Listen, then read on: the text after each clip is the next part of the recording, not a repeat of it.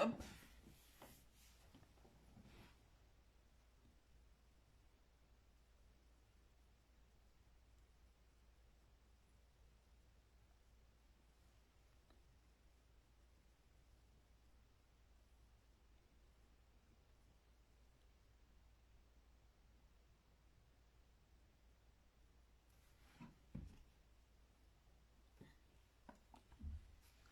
Bonsoir, bonsoir.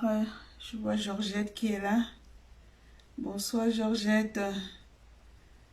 Georgette, je t'ai laissé un message. Je crois que je t'ai laissé un message en journée inbox.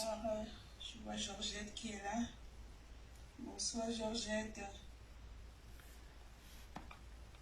Je t'ai laissé un message en inbox, Georgette. Il faut regarder ton WhatsApp. Connectez-vous, partageons ensemble. Je suis épuisée après une journée de travail avec la chaleur et autres. On ne se repose pas. On revient dans le combat qui nous tient à cœur, qui est devenu comme une drogue pour nous. Oui, c'est une drogue. On travaille, on a le téléphone à côté. On ne peut plus s'en passer.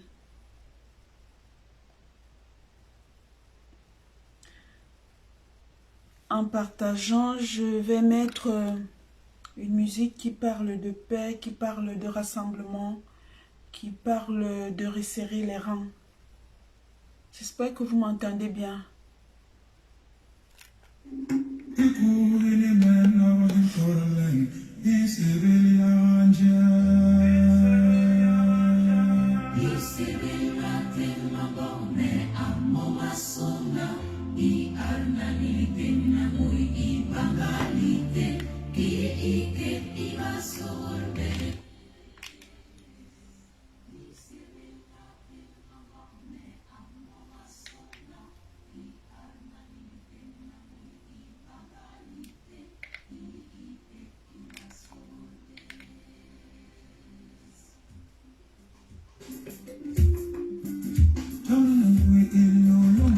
Je ne suis pas responsable de la musique qui est jouée.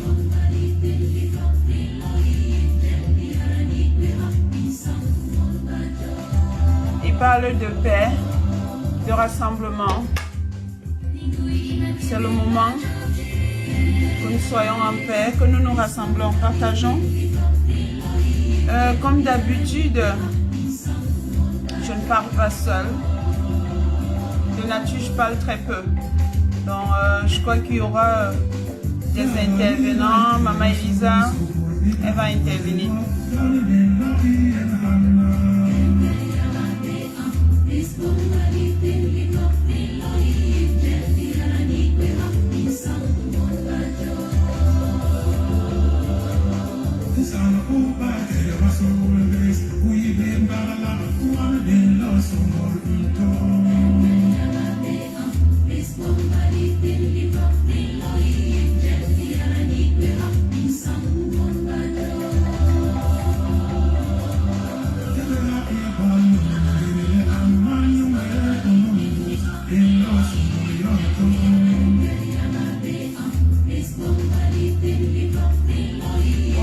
Bonsoir, connectez-vous. Je prends le relais après villageoise du boîte.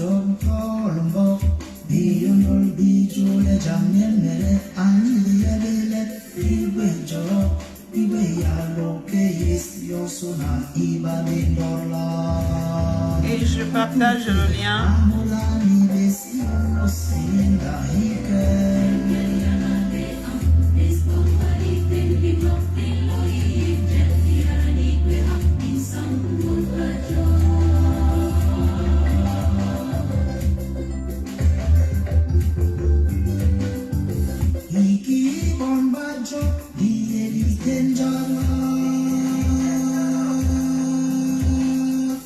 Impar neve yara nilele mburu le ya ichokche.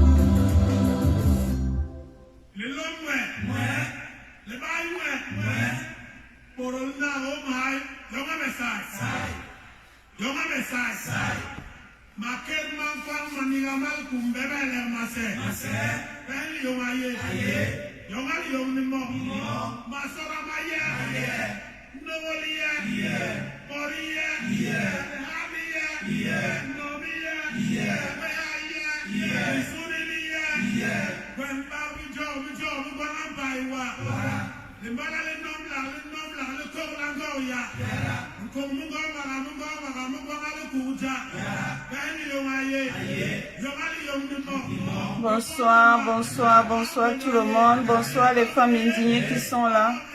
Bonsoir à Georgette, bonsoir à Florence. Oui, Florence, je passerai ton message tout à l'heure. Je t'ai eu inbox. Je passerai le message à Sabine.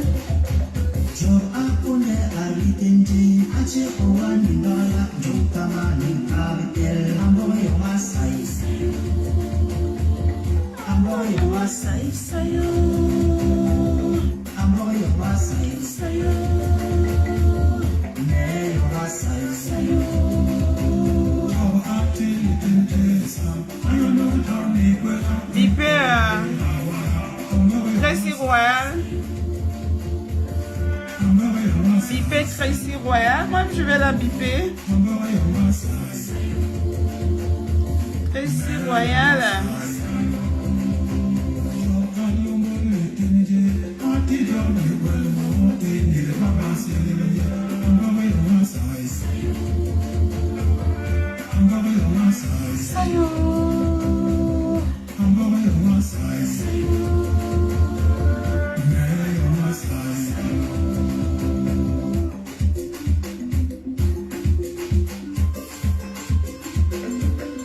Bonsoir, bonsoir, bonsoir.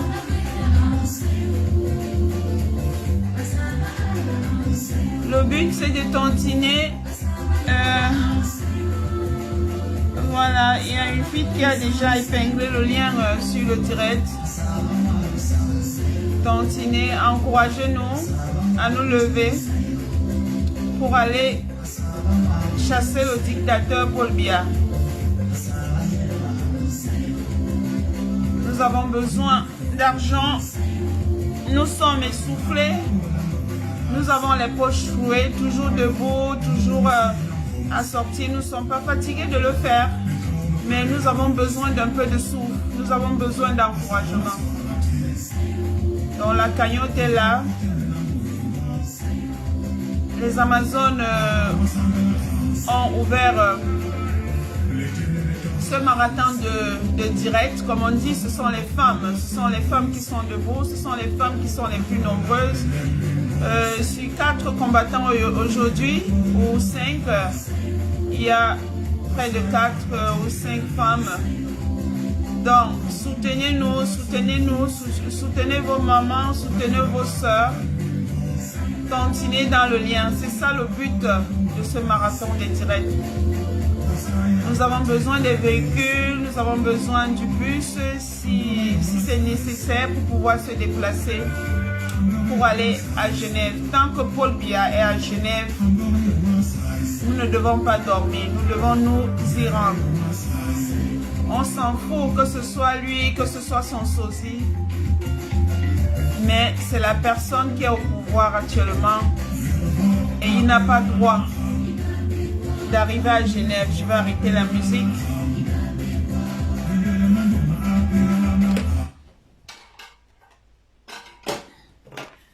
Donc voilà, comme je disais, bienvenue à ce marathon de direct dédié à l'opération Kacham, Kacham 2, Genève. Genève 3, Kacham 2 et Genève 3.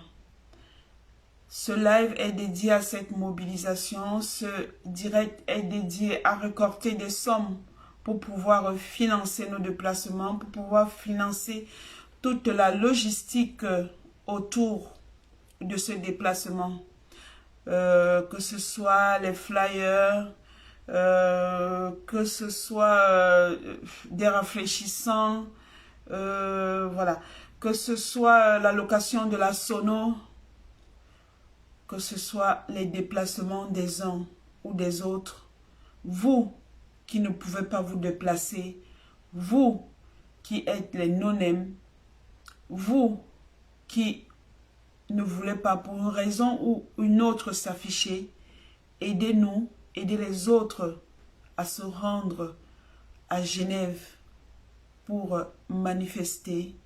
Cette fois-ci, nous venons en paix, nous venons nous exprimer, nous venons nous faire comprendre, nous venons demander à Paul Biya de rentrer retrouver ses enfants qu'il a laissés en guerre, qu'il a laissés dans des hôpitaux qui ressemblent à des mouroirs. Donc, nous venons en Suisse, nous ne venons pas pour bagarrer, nous venons pour nous faire entendre cette fois-ci. Nous voulons marcher dans les rues de Genève pour exprimer notre indignation, notre révolte, nos malheurs. C'est ça le but de notre déplacement pour Genève. Tontiner, le but c'est de tontiner. Aidez vos mamans à se déplacer, aidez vos mamans à se ressourcer. C'est pas facile de toujours reprendre dans sa poche. Nous sommes prêtes, mais nous aimerions parce que bon, s'il faut toujours compter sur nous, on peut le faire peut-être une fois par mois, une fois tous les 2 mois. Mais si vous apportez un peu plus, nous serons debout tous les jours pour dénoncer toutes les maltraitances que subissent nos compatriotes au Cameroun, pour dénoncer l'immigration, pour dénoncer les compatriotes qui prennent la route et qui sont absorbés dans la Méditerranée, qui sont dévorés par des poissons dans la Méditerranée. Donc, tontiner, tontiner, tontiner, tontiner, tontiner, c'est le but du direct. Je prendrai 1 ou 2 personnes qui vont s'exprimer, mais l'objectif ici est la tontine. Tontiner, il y a Florence Nana qui est là. Je crois que Sabine est dans ce live. Elle a demandé que tu passes prendre quelque chose. Je ne donnerai pas la somme ici. Ben, pourquoi pas? Elle a dit qu'elle a un 50 € pour nous, pour Cacham 2. Donc, Sabine, s'il te plaît, il faudra que tu te rapproches de Florence Nana qui m'a appelé et pour que tu récupères cette somme et que d'une manière ou d'une autre, tu la mettes dans la cagnotte qui est dédiée à cet effet. Donc, venez nombreux à Genève. Nous devons marcher dans les rues de Genève. Que ce soit ce samedi 7, que ce soit le 28, c'est important. C'est ainsi que nous nous ferons entendre, c'est ainsi que nous ferons bouger les lignes.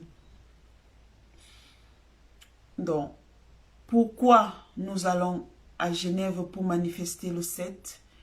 Pourquoi nous disons non à l'accueil de Paul Biya par la suite? C'est pour dénoncer ces séjours coûteux. C'est pour dénoncer aussi la complicité de la Suisse. C'est pour dénoncer la complicité de l'hôtel intercontinental. La Suisse qui se dit un pays neutre, qui se cache derrière sa neutralité pour supporter les dictateurs, ne pense qu'à elle. Elle ne pense qu'à se renflouer les poches au profil d'un peuple, des peuples meurtris. Donc nous allons en Suisse pour dire non à cela. Je vais prendre Maman Elisa si elle est là. Elle peut parler, mais entre-temps, n'oubliez pas de tontiner. N'oubliez pas qu'il y a une cagnotte ouverte, une cagnotte de la diaspora combattante. Tontiner dans cette cagnotte.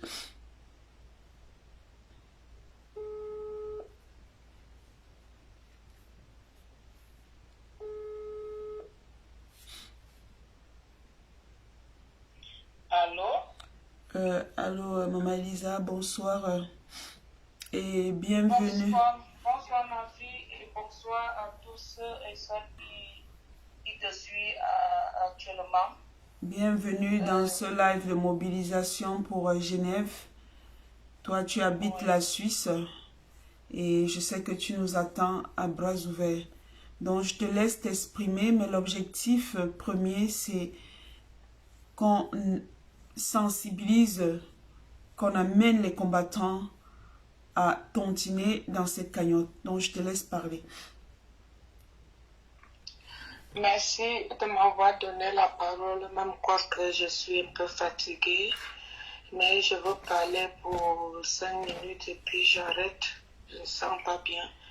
Je vais donc dire à tout le peuple camerounais, à tous les non-aimes, à toutes les non-aimes qui ont l'habitude de tontiner pour ceux et celles qui n'auront pas de moyens de se déplacer pour arriver à Genève, Suisse. Ce n'est pas vraiment la mendicité. Vous savez que, Maman Elisa, je ne connais pas demander. Je demande à tous mes enfants, à tous mes fils, à tous les combattants avec qui on mène le combat ensemble. Ceux qui ne peuvent pas se déplacer, qu'ils arrivent à donner un petit quelque chose pour le transport, pour ceux qui sont les volontés de se déplacer et arriver en Suisse, là où il y a toujours le tyran, le roi feignant.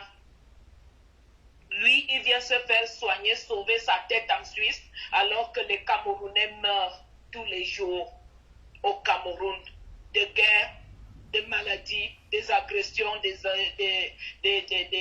la violence, des viols, des décapitations. Et on décapite les femmes, les enfants, la même chose. Donc, je supplie tout combattant et toute combattante, les non-aimes, je vous remercie d'abord parce que vous n'avez jamais abandonné. Vous êtes toujours le jour de la manif et vous cotisez toujours. Et je vous en supplie aujourd'hui que cette fois-ci, vous savez que ça se suive. La semaine passée, on était là-bas. Ce n'est pas trop demandé et ce n'est pas exigeant. Si tu en as, tu cotises. Si tu n'en as pas, tu ne donnes rien, mais personne ne parlera rien. Alors, je veux dire aujourd'hui que le 7 août là, que nous allons repartir, même les fantômes vont aller, hein, même les mourants vont aller. Tant que Biya se moque de nous, tant que la Suisse est complice de se moquer de nous, vraiment ça fait mal de voir un pays de droits de l'homme qui voit, on les montre les cadavres. Ce n'est pas quelque chose qu'on a caché, qu'on parle comme ça de bouche de parole. On les montre, les faits, mais ils n'arrivent pas jusqu'à ce qu'on n'a jamais agressé la police. Mais il faut que la police suisse comprenne que si c'est ici que ça se passait, elle devait faire la même chose pour que ça s'arrête. Mais comme nous avons alors les Suisses, les Français, parlent au bas peuple. Hein? Je ne parle jamais au bas peuple. Je ne m'adresse jamais ces paroles au bas peuple. Au bas peuple. Ce sont les capitalistes et les colons.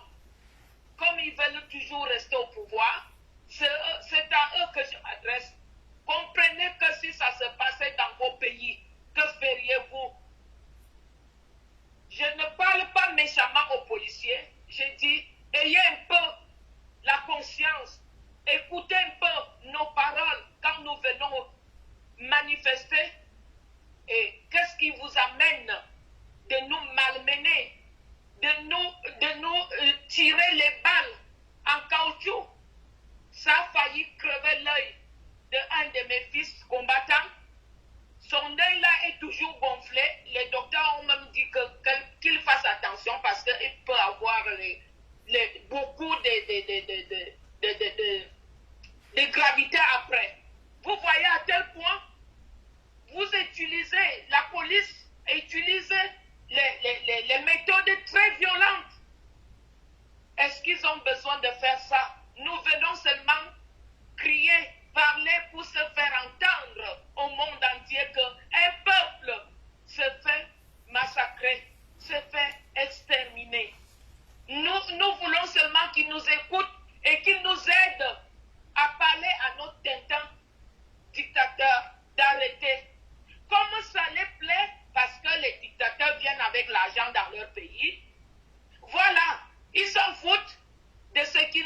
Genève, même si on nous extermine. Et je me demande alors que un pays qui n'a plus de population, qui n'a plus la jeunesse, qui n'a plus des enfants, comment ce pays peut se gouverner? Oui, les Européens se réjouissent parce que la jeunesse africaine aujourd'hui se levait et ça les embête, ça les ennuie.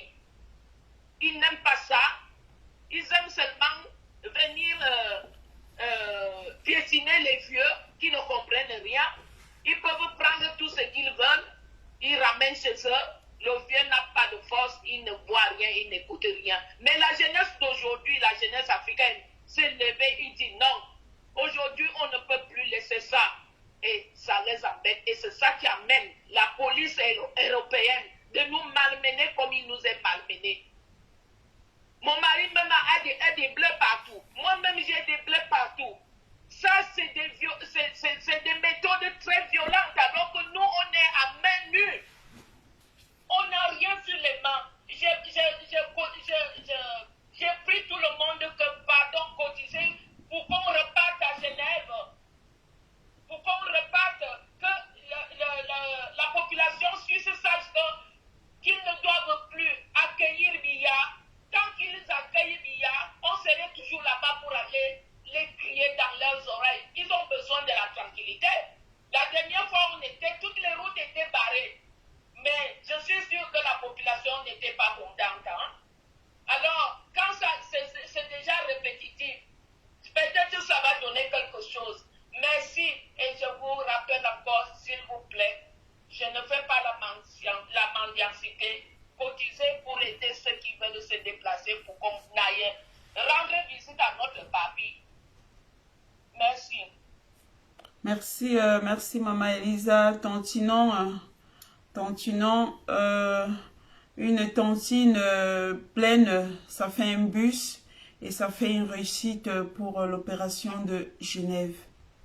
Nous avons besoin d'argent. Moi, c'est pas mon habitude. Hein. Donc, tontiner, encouragez-moi à toujours être debout pour aller de l'avant.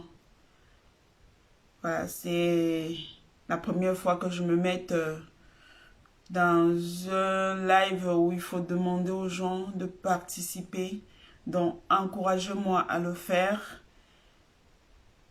La cagnotte est là. 10 €, 5 €, même 2 €.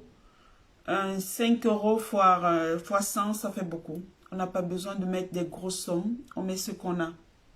Donc, comme je disais, la Suisse se veut un pays neutre. Que cache cette neutralité? Ces jours-ci, il y a un député suisse qui a déclaré préserver les retombées économiques de la présence du dictateur en Suisse à l'hôtel intercontinental. Donc, ce qui les intéresse, ils pensent plus à leur intérêt qu'à autre chose. Il a bien dit préserver les retombées économiques de la présence du dictateur en Suisse. Il s'agit là d'un député suisse qui fait une telle affirmation. Donc, nous voyons que la Suisse, sa neutralité cache quelque chose. C'est un pays qui est complice. Il est complice des voleurs, il est complice des grands receleurs.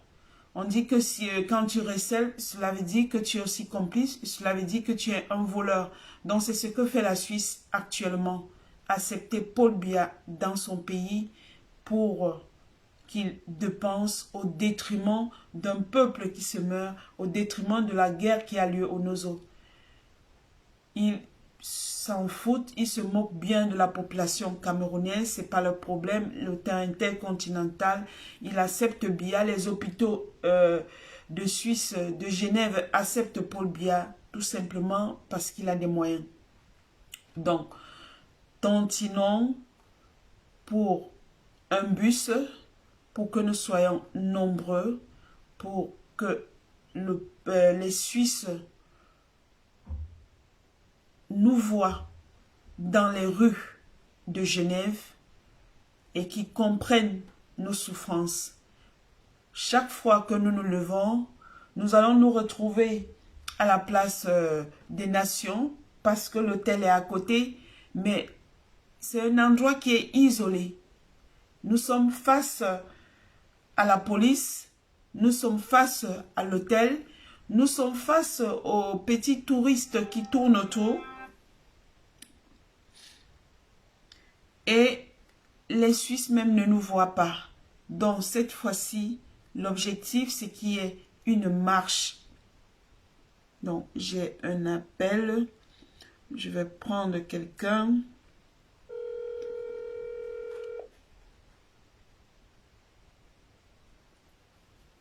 Allô? Allô? Allô? Oui, bonsoir. Bonsoir. Quand tu appelles, quand tu réponds, j'ai le sourire. Mais ça, c'est le sourire d'une femme qui a les poches vides. C'est le sourire d'une femme qui est essoufflée financièrement. C'est le sourire d'une femme qui est toujours en route, qui se déplace. Mais là, elle est essoufflée. Donc, quand j'entends ta voix, je me dis, ok, nous allons renaître, nous allons avoir un bus pour Genève. Donc, nous sommes là aujourd'hui. Ça te fait rigoler, ça me fait aussi rigoler. Mais c'est la réalité. Rends-toi compte, ce mois-ci, ça fait peut-être 2 ou 3 fois que je me déplace. Je sais. Ça sort de mes poches.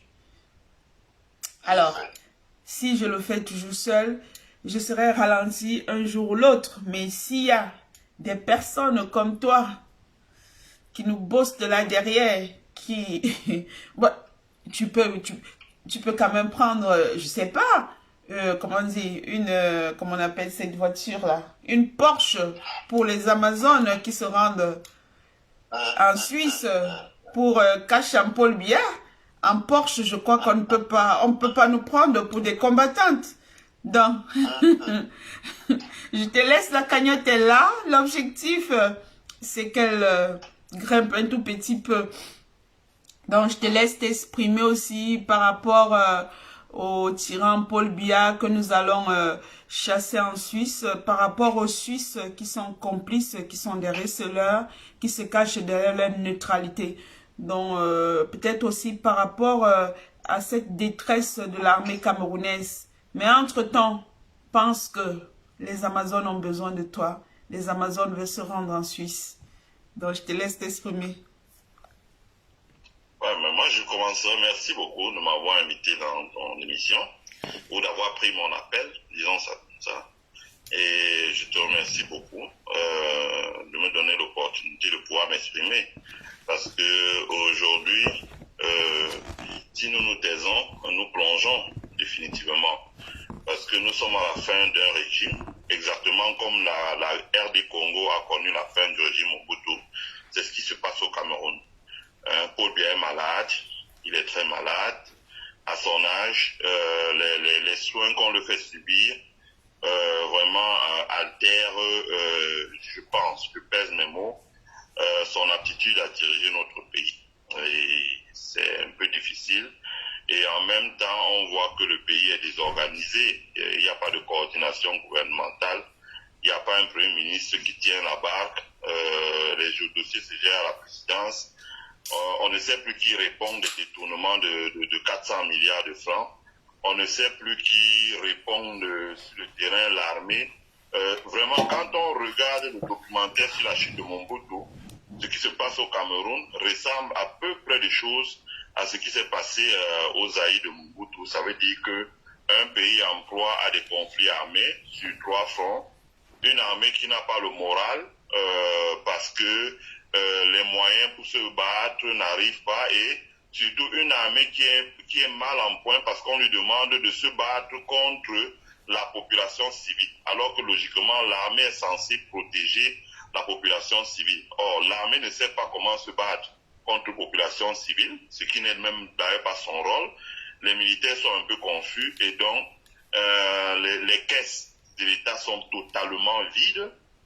Vous vous rendez compte, le Cameroun a pris, en fait, je reviendrai dessus parce qu'ils essaient de manipuler l'information en disant le FMI nous a donné l'argent. Non, le Cameroun a pris son épargne qu'il avait au FMI, qu'on appelle les droits de tirage. Et ces droits de tirage-là, c'est de l'argent qui date de Haïti. Ça veut dire que c'est les derniers, comme on dit, les derniers laçons que le Cameroun allait gratter au niveau du Fonds monétaire. Ça veut dire que même le Fonds monétaire n'a plus confiance au Cameroun. Donc la situation est vraiment, ça sent la fin du règne. Et dans ce contexte-là, les gens qui ont profité de Paul Biya sont totalement muets. Vous n'entendez pas Famindongo, vous n'entendez pas Jean Kwete, vous n'entendez pas Nyandi Fendi, vous n'entendez pas Laurent Isso, vous n'entendez pas, bon, les autres sont en prison, etc. Vous n'entendez pas Ngongo. Chacun est muet, prêt à retourner sa veste au cas échéant. Donc, et dans ce contexte-là, tout ce qui traîne, c'est le peuple camerounais. Ce que je voudrais dire pour notre armée, je voudrais dire que l'armée camerounaise, c'est l'armée des Camerounais. Parce que nous y avons tous des cousins, des neveux, des relatifs, comme on dit en anglais. Ça veut dire des gens avec qui nous avons une filiation d'une manière ou d'une autre. Et nous savons tous que beaucoup meurent au front. Je le dis d'autant plus que lorsque le Cameroun avait été attaqué pour la première fois par Boko Haram, l'état de l'armée était le suivant. L'armée camerounaise n'ayant pas fait une guerre depuis longtemps, et étant sorti de la guerre de Bakassi sans faire une revue générale, puisqu'on avait fait ce qu'on avait distribué les galons aux gens, l'armée s'est retrouvée qu'ils avaient énormément de matériel qui ne fonctionnait plus. L'armée camerounaise n'avait plus de logistique aérienne, elle n'avait presque plus de logistique terrestre. Elle avait des blindés qui étaient au sol et qui ne fonctionnaient plus, qui ne démarraient plus, qu'on ne pouvait pas utiliser. Elle avait des fusils, elle avait de sérieux problèmes. Et je sais très bien de quoi je parle. Et moi par exemple, j'ai perdu un ami d'enfance qui avait 5 ans de moins que moi, le lieutenant Gillier, Frédéric. Il était allé se former à Saint-Cy, il est rentré, il est mort en sautant sur une mine. Donc la diaspora que les gens insultent aujourd'hui à Yaoundé, que les gens s'asseyent dans les télévisions, ils insultent. Cette diaspora-là qui s'est levée ici aux États-Unis, je préfère parler moi, je préfère taire les noms des autres, c'est cette diaspora qui s'est levée, a commencé à aller taper à la porte des sénateurs, des congressmen américains et expliquer la situation désastreuse parce que tous les semaines dans nos villages, on enterrait au moins 2 ou 3 ou 4 personnes. On dit mort au front, dans le septentrion. Et la situation était vraiment lamentable. Et les militaires nous envoyaient des messages de détresse en disant on n'a pas les moyens de se battre. Et on leur posait la question pourquoi. Ils disaient nous, on n'a pas les autres arrivent avec des roquettes et nous on a des mitraillettes. Ça veut dire qu'à 5 km, ils peuvent tirer une roquette. Ils détruisent notre camion et nous on crame dedans. Et nous, il nous faut pour les tirer avec la mitraillette, il les faut approcher à 100 mètres. Donc l'armée camerounaise subissait des revers pas possibles. Et les gens étaient assis à Yaoundé, ça ne les disait rien. C'est la diaspora que les gens insultent là. Parce que je dis ça parce que quand la diaspora veut manifester, les insultes fusent de part. Les gens sont assis avec leur gros ventre bedonnant dans les bureaux à Yaoundé. On ne sait pas ce qu'ils ont fait pour le Cameroun. C'est la diaspora ici aux États-Unis. Je préfère ne pas donner de nom parce que c'est à chacun de ceux de parler sur la place publique, qui est allé voir les congressmen, les sénateurs ici aux États-Unis. C'est cette diaspora qui a dit voilà les impôts que nous payons. Voilà comment nous participons à la construction de l'Amérique. Nous sommes citoyens américains et en même temps nous sommes citoyens camerounais. Venez-nous en aide parce que notre pays est en train de se faire déchiqueter. Et sur ce, les Américains avaient envoyé une mission d'évaluation au Cameroun. Le Cameroun a posé ses problèmes. Il n'avait pas d'avion de transport de troupes. Les militaires partaient de camp, par exemple, le camp Saint-Michel à Douala. Ils mettaient 1 semaine pour allier le nord. Et ils arrivaient tout fatigués. Et de même, quand ils étaient permissionnaires d'1 mois, donc il fallait 2 semaines pour voyager, ils n'arrivaient même pas à voir leur famille. Parce qu'on n'avait pas d'avion pour transporter les troupes en une journée. C'est cette diaspora qui allait faire un lobbying intense à Washington. Et à l'issue de ce lobbying, le gouvernement américain a fait un accord de coopération avec le Cameroun, a commencé à donner le matériel pour déminer, a donné un certain type d'équipement, je ne veux pas entrer dans les détails, a donné certains types d'équipements, a envoyé des instructeurs américains pour former nos militaires sur l'usage de ce matériel, a fourni les pièces de rechange au gouvernement camerounais pour qu'on puisse réparer ce qui était à terre qui ne marchait pas, a fourni les munitions On parlait beaucoup du général Kodi Jacob. On a fourni certaines munitions pour l'artillerie, pour repousser Boko Haram, etc. Ça a été le travail de la diaspora. Paul Biya n'a jamais remercié la diaspora camerounaise. Mieux, aujourd'hui, il utilise la sécurité militaire, la CEMIN, pour traquer cette diaspora dans les aéroports. Voilà comment il a remercié la diaspora camerounaise. Et dans ce contexte-là, l'armée camerounaise aujourd'hui, on a utilisé les moyens de l'armée camerounaise pour s'attaquer à une population civile. Il y a un code militaire aux États-Unis. La diaspora camerounaise a utilisé le code militaire aux États-Unis. Elle s'est plainte devant les tribunaux et devant le Congrès américain. Tout le monde a suivi le hearing qu'il y a eu. Et à l'issue du hearing, Mme Karim Bass avait clairement demandé à M. Efitembon, qui était le Camerounais anglophone qui était là, dites-moi oui ou non, je vous donne toute la protection possible. Oui ou non, les moyens que nous avons donnés à votre pays sont utilisés en zone anglophone. Oui ou non, il a voulu parler, il a dit, j'ai dit oui ou non, il n'y a pas de commentaire. Il a dit oui, elle a dit ça suffit. Et ils ont demandé une enquête. Vous avez suivi qu'on a convoqué le patron d'Africom au Sénat. Et à l'issue de son hearing, les États-Unis ont suspendu les accords de coopération et ont suspendu, comment on dit, ont gelé. Le terme meilleur, c'est gelé. Ils ont gelé les accords de coopération militaire qu'il y avait entre le Cameroun et les États-Unis. La conséquence de ça, c'est qu'aujourd'hui, avec le décès d'Idriss Déby, Idriss Déby avait utilisé l'armée tchadienne pour mettre une sorte de tampon sur le lac Tchad, pour que les troupes de Boko Haram ne puissent pas tourner sur le lac Tchad et attaquer le Cameroun. Idriss Déby étant parti, son fils a retiré cette troupe-là, et Boko Haram peut à nouveau naviguer sur le lac Tchad et faire des incursions pour attaquer le Cameroun.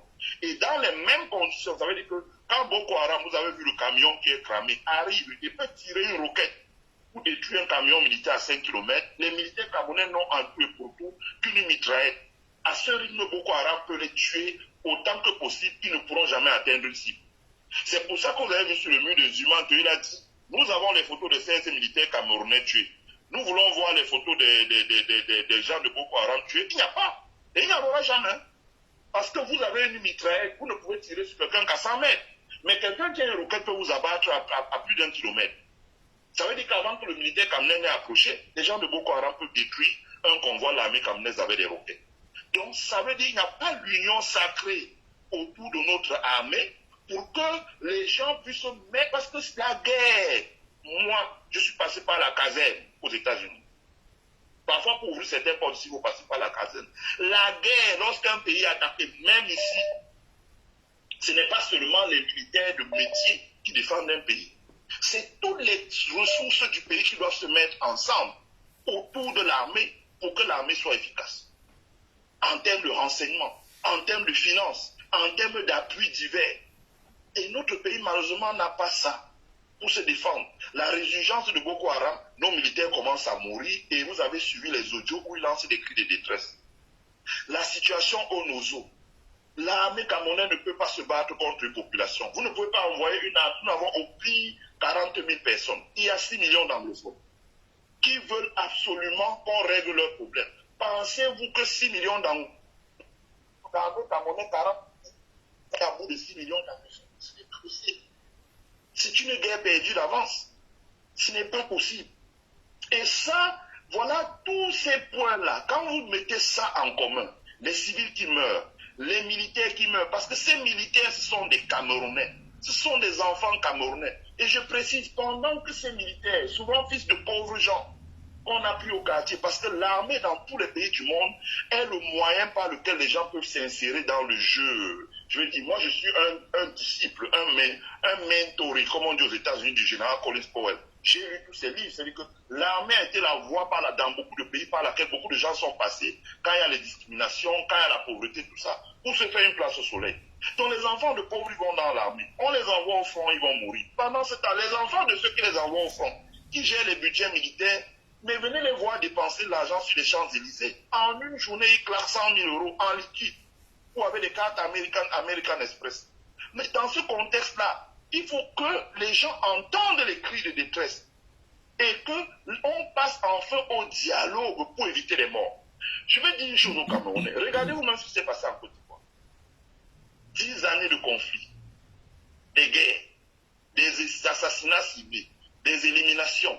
La guerre de 2010-2011, près de 25 000 morts.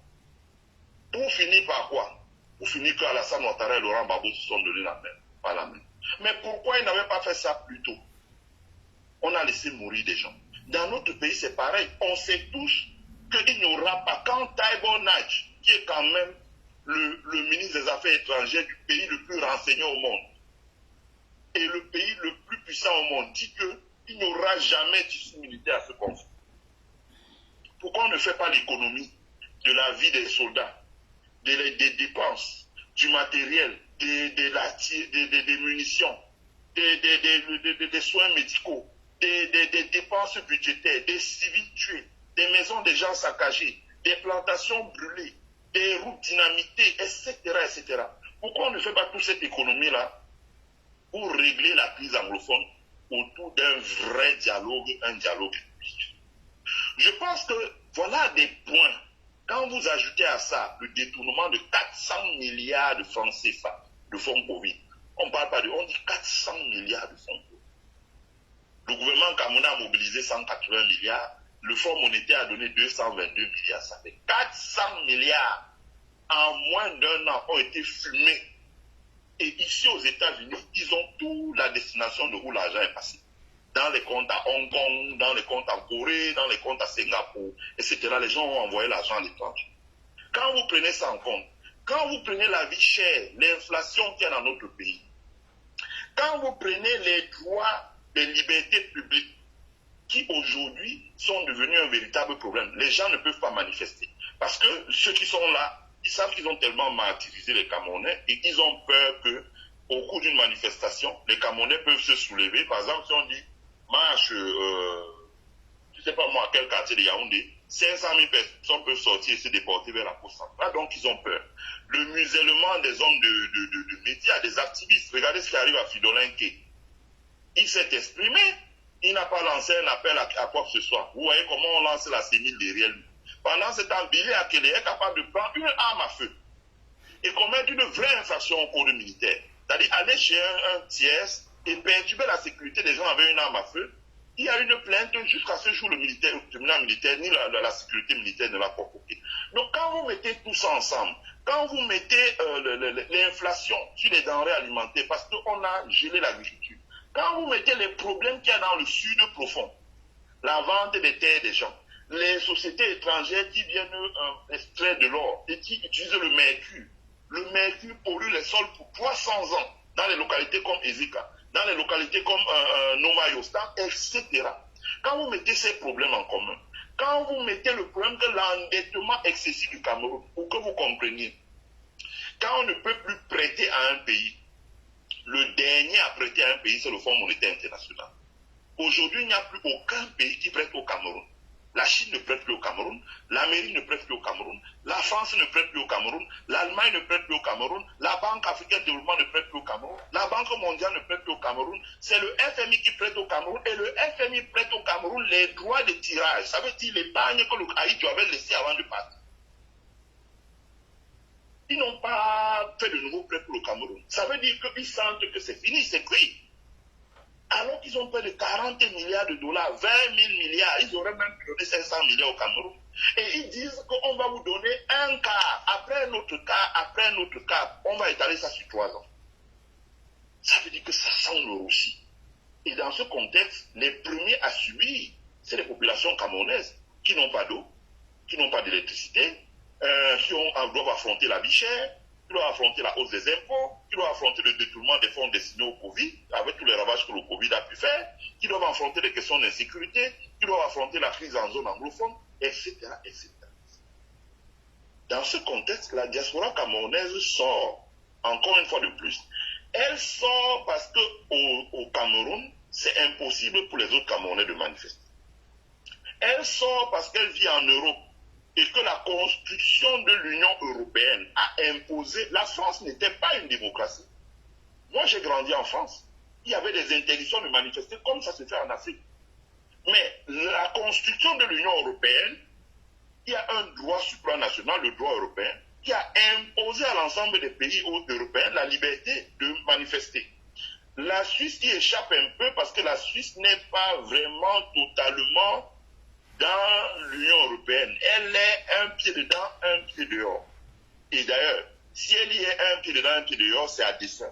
C'est parce qu'elle sait que, par exemple, le code monétaire de l'Union européenne ferait que des transactions comme le blanchiment d'argent qui se fait en Suisse ne seraient pas possibles. Non, elle n'est pas rentrée là-dedans, elle n'est pas rentrée dans Schengen, il y a beaucoup de choses, je ne vais pas m'étendre dessus. Donc, les Camerounais qui vivent dans la diaspora sortent pour crier leur ras-le-bol. Maintenant, en ce qui concerne la présidence de Paul Biya en Suisse et en ce qui concerne les manifestations, je vais dire ceci. En ce qui concerne la présence de Paul Biya en Suisse, je pense que la Suisse ne peut pas interdire à Paul Biya de venir en Suisse et que la Suisse a interdit en même temps à Paul Biya de venir en Suisse. Il y a une nuance là que je vais expliquer pour que les gens comprennent. Lorsque vous regardez aujourd'hui, les Américains ont dit interdiction de voyager pour certains membres du gouvernement camerounais qui sont auteurs de la crise anglophone. Il y a ce qu'on appelle la formalisation des accords, des sanctions, et il y a ce qu'on appelle issue, c'est-à-dire que l'émission des sanctions. En anglais, on dit issue, c'est-à-dire qu'on issue a rule, c'est-à-dire qu'on émet une règlement. En réalité, on s'aperçoit que les sanctions sont déjà effectives. Vous avez vu que le ministre des Sports, Nassim Mwel-Nkombi, n'a pas pu se rendre au Japon. Qu'est-ce qu'ils ont dit aux Camerounais? Oh non, il est interdit de sortir du territoire. Oh, le Japon lui a refusé le visa. Vous avez vu que Paul Biya n'a pas pu se rendre en Suisse. On nous a dit, en réalité, la Suisse ne lui a pas donné de visa. Il a signé un accord qui datait de 2014. Cet accord de 2014 disait que le Cameroun et c'est la Suisse qui était demandeuse, demandait l'interdiction de visa pour les personnes détenteurs de passeports diplomatiques. On lui avait refusé de signer ça. Il disait non, ça peut représenter une menace. Je me rappelle à l'époque de ce que tous les gens disaient dans les médias au Cameroun. 2012, 2014, ils disaient non, ça peut représenter une menace, un complot. Il a été obligé de signer cet accord qui le dispense de visa pour se rendre en Suisse. Deuxièmement, on ne peut pas interdire à quelqu'un qui vient pour des raisons sanitaires de se rendre dans un pays. Je prends un exemple. Quand le maréchal Mobutu était vivant, on lui donnait bien les visas pour aller se soigner en France. Mais une fois qu'il n'était plus président et qu'il s'est exilé au Maroc, on lui a refusé pratiquement ces visas-là parce qu'on a estimé, bon, c'est un peu compliqué. Mais pour le cas de Paul Biya, la raison pour laquelle la Suisse l'admet sur le territoire, c'est des raisons sanitaires. Deuxièmement, la Suisse a pris des dispositions, par exemple, où on voit que Paul Biya ne peut pas, comme on dit en anglais, show up. Ça veut dire qu'on ne peut pas le voir, on l'a restreint, il n'est pas venu avec sa garde, on a restreint sa suite, il n'a qu'un Vondo Ayolo et dit qu'il est le responsable du protocole, et 2 ou 3 gardes pour pouvoir faire des courses à l'intérieur ou à l'extérieur de l'hôtel. Il ne peut pas se mouvoir, il n'y est que pour des raisons sanitaires. Donc, à partir du moment où il est pour les raisons sanitaires, bon, ça amène à l'indulgence de la Suisse. Maintenant, la diaspora camerounaise a le droit de manifester. Il faut que les Camerounais comprennent bien. Il ne faut pas que les gens cèdent à la manipulation que des gens comme Jean Famé Noko et Grégoire. Ce sont ces deux-là qui utilisent les lutteurs méca, ils envoient sur les plateaux de télévision.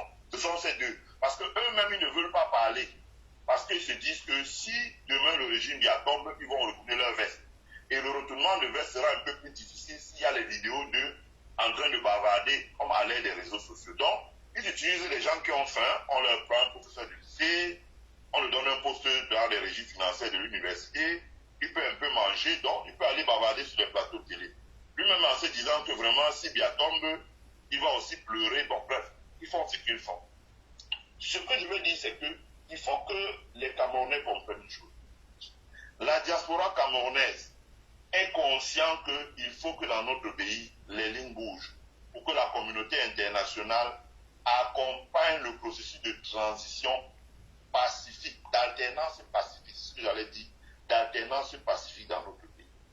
Et pour que cette alternance se fasse, on a vu au Tchad par exemple, où la communauté internationale a forcé la main au débit pour qu'il n'y ait pas un push militaire, mais qu'il y ait plutôt une transition négociée. Il faut pour cela que la diaspora camerounaise se mobilise. Elle se mobilise parce que les gens meurent en nos hommes.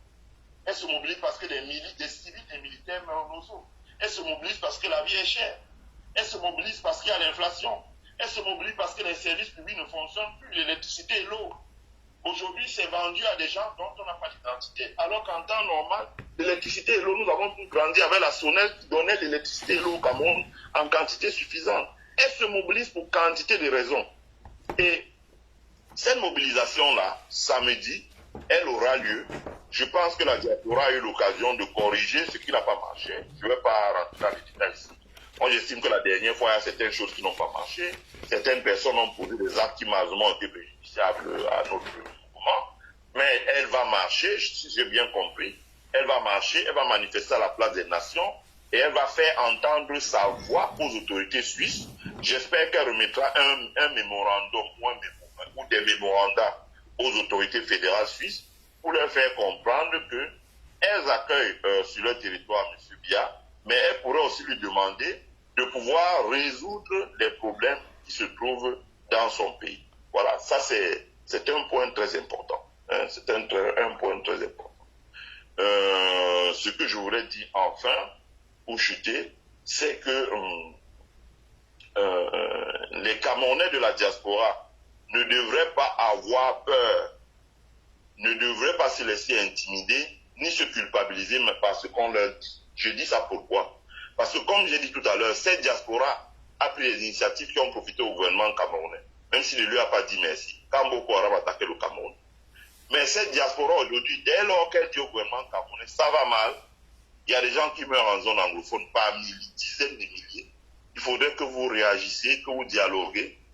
Les intimidations commencent, vous allez voir, vous allez voir. Je vais vous dire une chose, Marie-Victoire.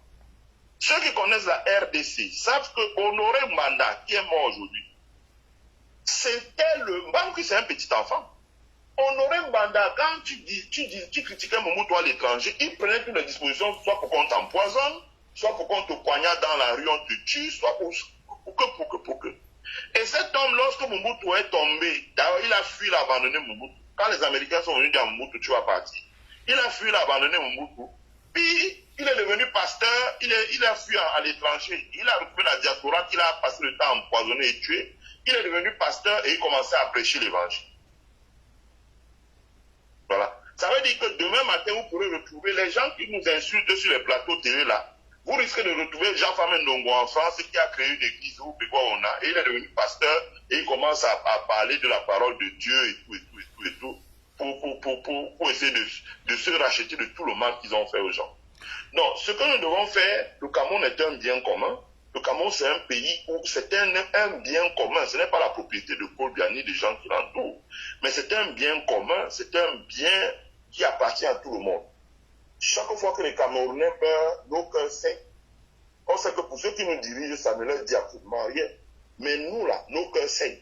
Chaque fois qu'on tue les gens au Ozo, chaque fois que les militaires meurent au Ozo, nos cœurs saignent.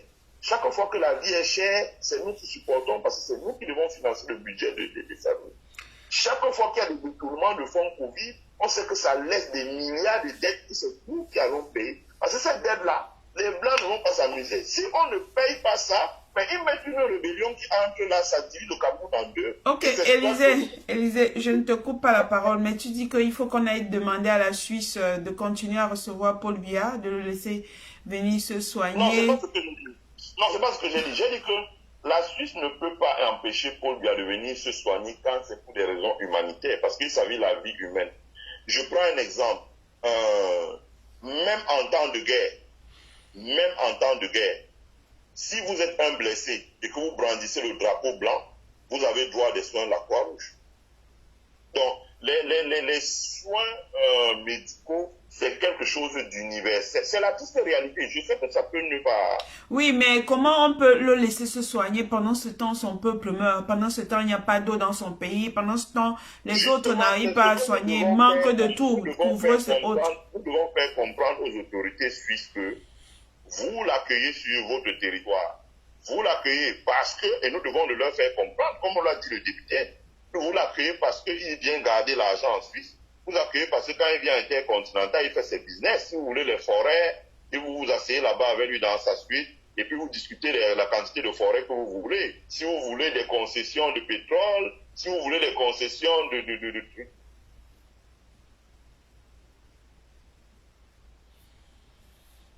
Ton micro est fermé. Non. Ton micro est fermé, on t'entend pas. Tu m'entends pas? Là, je t'entends. Ok, ben ça va, il y a eu une petite coupure. Tu peux continuer, mais n'oublie pas de tontiner.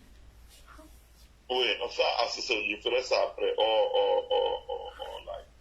Mais ce que je voudrais dire, c'est que nous devons rappeler aux autorités suisses que s'il y va même de leur intérêt, parce que les changements, il y aura un changement. Il y aura un changement de paradigme. Avec la mondialisation qui frappe à la porte du continent africain, il y aura un changement de paradigme. Nous devons rappeler aux Suisses que s'ils se rendent coupables de la dictature qui malmène les Camerounais jusqu'à ce niveau-là, après Paul Biya, les gens vont leur courir après. Je n'ai pas entendu ce que tu as dit. Non, je n'ai rien dit. J'ai rien dit. Ah, d'accord. D'accord, je dis que nous devons rappeler aux Suisses que s'ils se rendent coupables de la misère, des malheurs qui frappent le peuple camerounais, du peuple camerounais. Après Paul Biya, nous allons, je pourrais encore repartir en RDC. Regardez vous-même les pays qui ont alimenté le désordre en RDC jusqu'à aujourd'hui. Si vous allez à RDC, vous allez voir que ces pays-là ont une ambassade, ils n'ont plus droit de citer. Regardez le cas du Rwanda. On connaît tous que c'est un pays qui a alimenté le désordre qui est au Rwanda. Allez au Rwanda aujourd'hui, je ne sais même pas si ce pays-là a une ambassade. Hein? Je ne sais pas si ce pays-là a une ambassade jusqu'aujourd'hui. Donc, nous devons rappeler aux Suisses qu'ils fassent très attention parce que les Camerounais, même s'ils ne disent rien dans leur pays, ils prennent bien note du mal que la Suisse est en train de nous faire et que ça peut avoir des conséquences demain sur les intérêts au Cameroun. Le Cameroun n'a pas besoin de la Suisse, mais la Suisse a besoin du Cameroun. Parce que le chocolat suisse, aujourd'hui, le cacao vient du Cameroun. Parce que le bois en Suisse vient du Cameroun. Parce qu'un certain nombre de matières premières que la Suisse transforme vient du Cameroun. Mais nous, on n'a pas besoin d'eux. Je ne sais pas ce qu'ils vont nous donner qu'on ne peut pas trouver en Chine, qu'on ne peut pas trouver en Inde, qu'on ne peut pas trouver au Canada, qu'on ne peut pas trouver en Allemagne, qu'on ne peut pas trouver en Afrique du Sud. On n'a absolument pas besoin d'eux. Il faut qu'on leur rappelle ça. Et qu'on leur dise qu'à force d'être complice de ce qui se passe au Cameroun, on peut même décider de fermer l'ambassade de Suisse et gérer les relations diplomatiques avec la Suisse après Paul Biya. Parce qu'ils nous auront fait du mal, jusqu'à ce qu'ils nous remboursent même tout l'argent qui est déposé dans leur compte là-bas. Il faut qu'on le leur fasse savoir aussi, pour qu'on les mette face à leurs responsabilités. Parce que l'affaire qui dit neutralité, la neutralité, ça n'existe pas, ça c'est du bavardage. Je pourrais m'étendre dessus, mais c'est très long. La neutralité, ça n'existe pas. Non, ils racontent des histoires. C'est parce qu'ils ont une tradition, même pendant la Première et la Deuxième Guerre mondiale, les banques suisses prenaient, c'est-à-dire qu'on tuait les gens, on enlevait leurs dents, non, on fondait ces trolls-là, on déposait dans les coffres des banques suisses, ils prenaient toujours l'argent. Mais il faudrait qu'on leur rappelle qu'on risque de pointer du doigt leur responsabilité dans les malheurs qui arrivent au camp. Et à ce moment, les gens qui viennent manifester chez eux aujourd'hui, puisque le manifestant a demandé qu'on ferme l'ambassade de Suisse, on n'a pas besoin de la Suisse pour vivre. On n'a pas besoin de la Suisse. On peut bien vivre sans la Suisse. Mais la Suisse a certainement besoin de nous, quelque part, pour fonctionner. Mais on n'a pas besoin d'eux. Quel est quelque chose que la Suisse va nous donner en Allemagne, ou en Grande-Bretagne, ou au Canada? Quoi? Donc, selon nos informations, apparemment, le tyran, il est sorti de l'hôpital. Quelque chose comme ça. Oui, il se dit qu'il est sorti de l'hôpital et qu'il est en comment on dit ça, en convalescence. Et pourquoi il se cache? Pourquoi il se cache comme un rat? Pourquoi tant de sécurité? Pourquoi... Tu sais, moi ici, j'ai fait mon MBA ici il y a 3 ans avec la fille de la CEO, comme on dit, président du conseil d'administration, d'une entreprise américaine qui s'appelle Versity. V-E-R-S-I-T-I. Versity. Versity, c'est une entreprise américaine qui utilise des recherches faites par l'armée et la NASA. Et ces recherches-là, c'est une médecine de pointe. Je n'entends pas ce que tu dis. Non, je ne parle pas. J'ai rien D'accord. dit. Tu peux continuer. Je disais que Versity utilise une technologie dite de pointe qui permet que les personnes, quand elles atteignent déjà 70 ans, elles se font, par exemple, elles subissent des soins spéciaux qui visent à prolonger leur vie au-delà de 100 ans. C'est les filtrer le sang, c'est des injections au niveau de la moelle épinière pour renforcer, c'est les drainages lymphatiques, c'est-à-dire que leur médecine, c'est une médecine de pointe, doubler la recherche.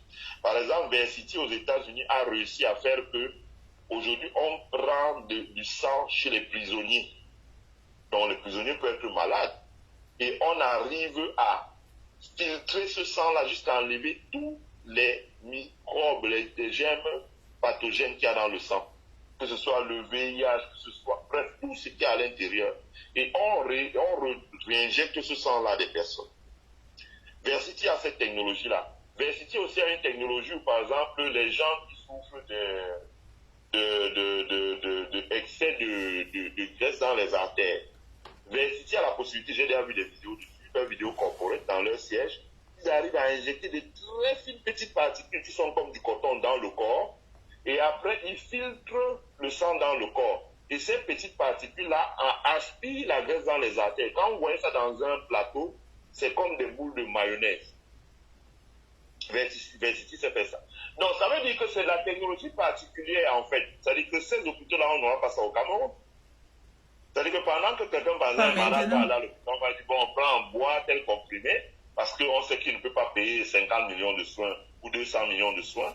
Les gens comme M. Paul Biya, ils vont en Suisse, et c'est pour ça que la Suisse donne le visa, parce que, en fait, ces hôpitaux en Suisse sont des franchises de Versity aux États-Unis. Ça veut dire qu'ils achètent le savoir-faire ici, ils achètent les machines, les équipements de pointe, et ils ont une clientèle bien déterminée, et les frais sont extrêmement élevés.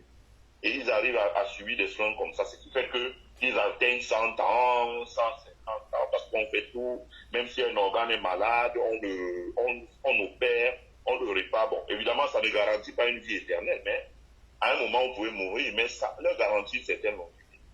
Je pense que, si j'ai ma petite idée, je pense que c'est ça qu'ils vont suivre. Et là, ce sont des soins lourds.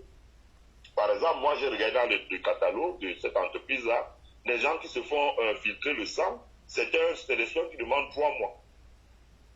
1 mois pour le filtrage et 2 mois pour leur injecter des vitamines, des machins, et 1 mois pour le repos et le drainage des points.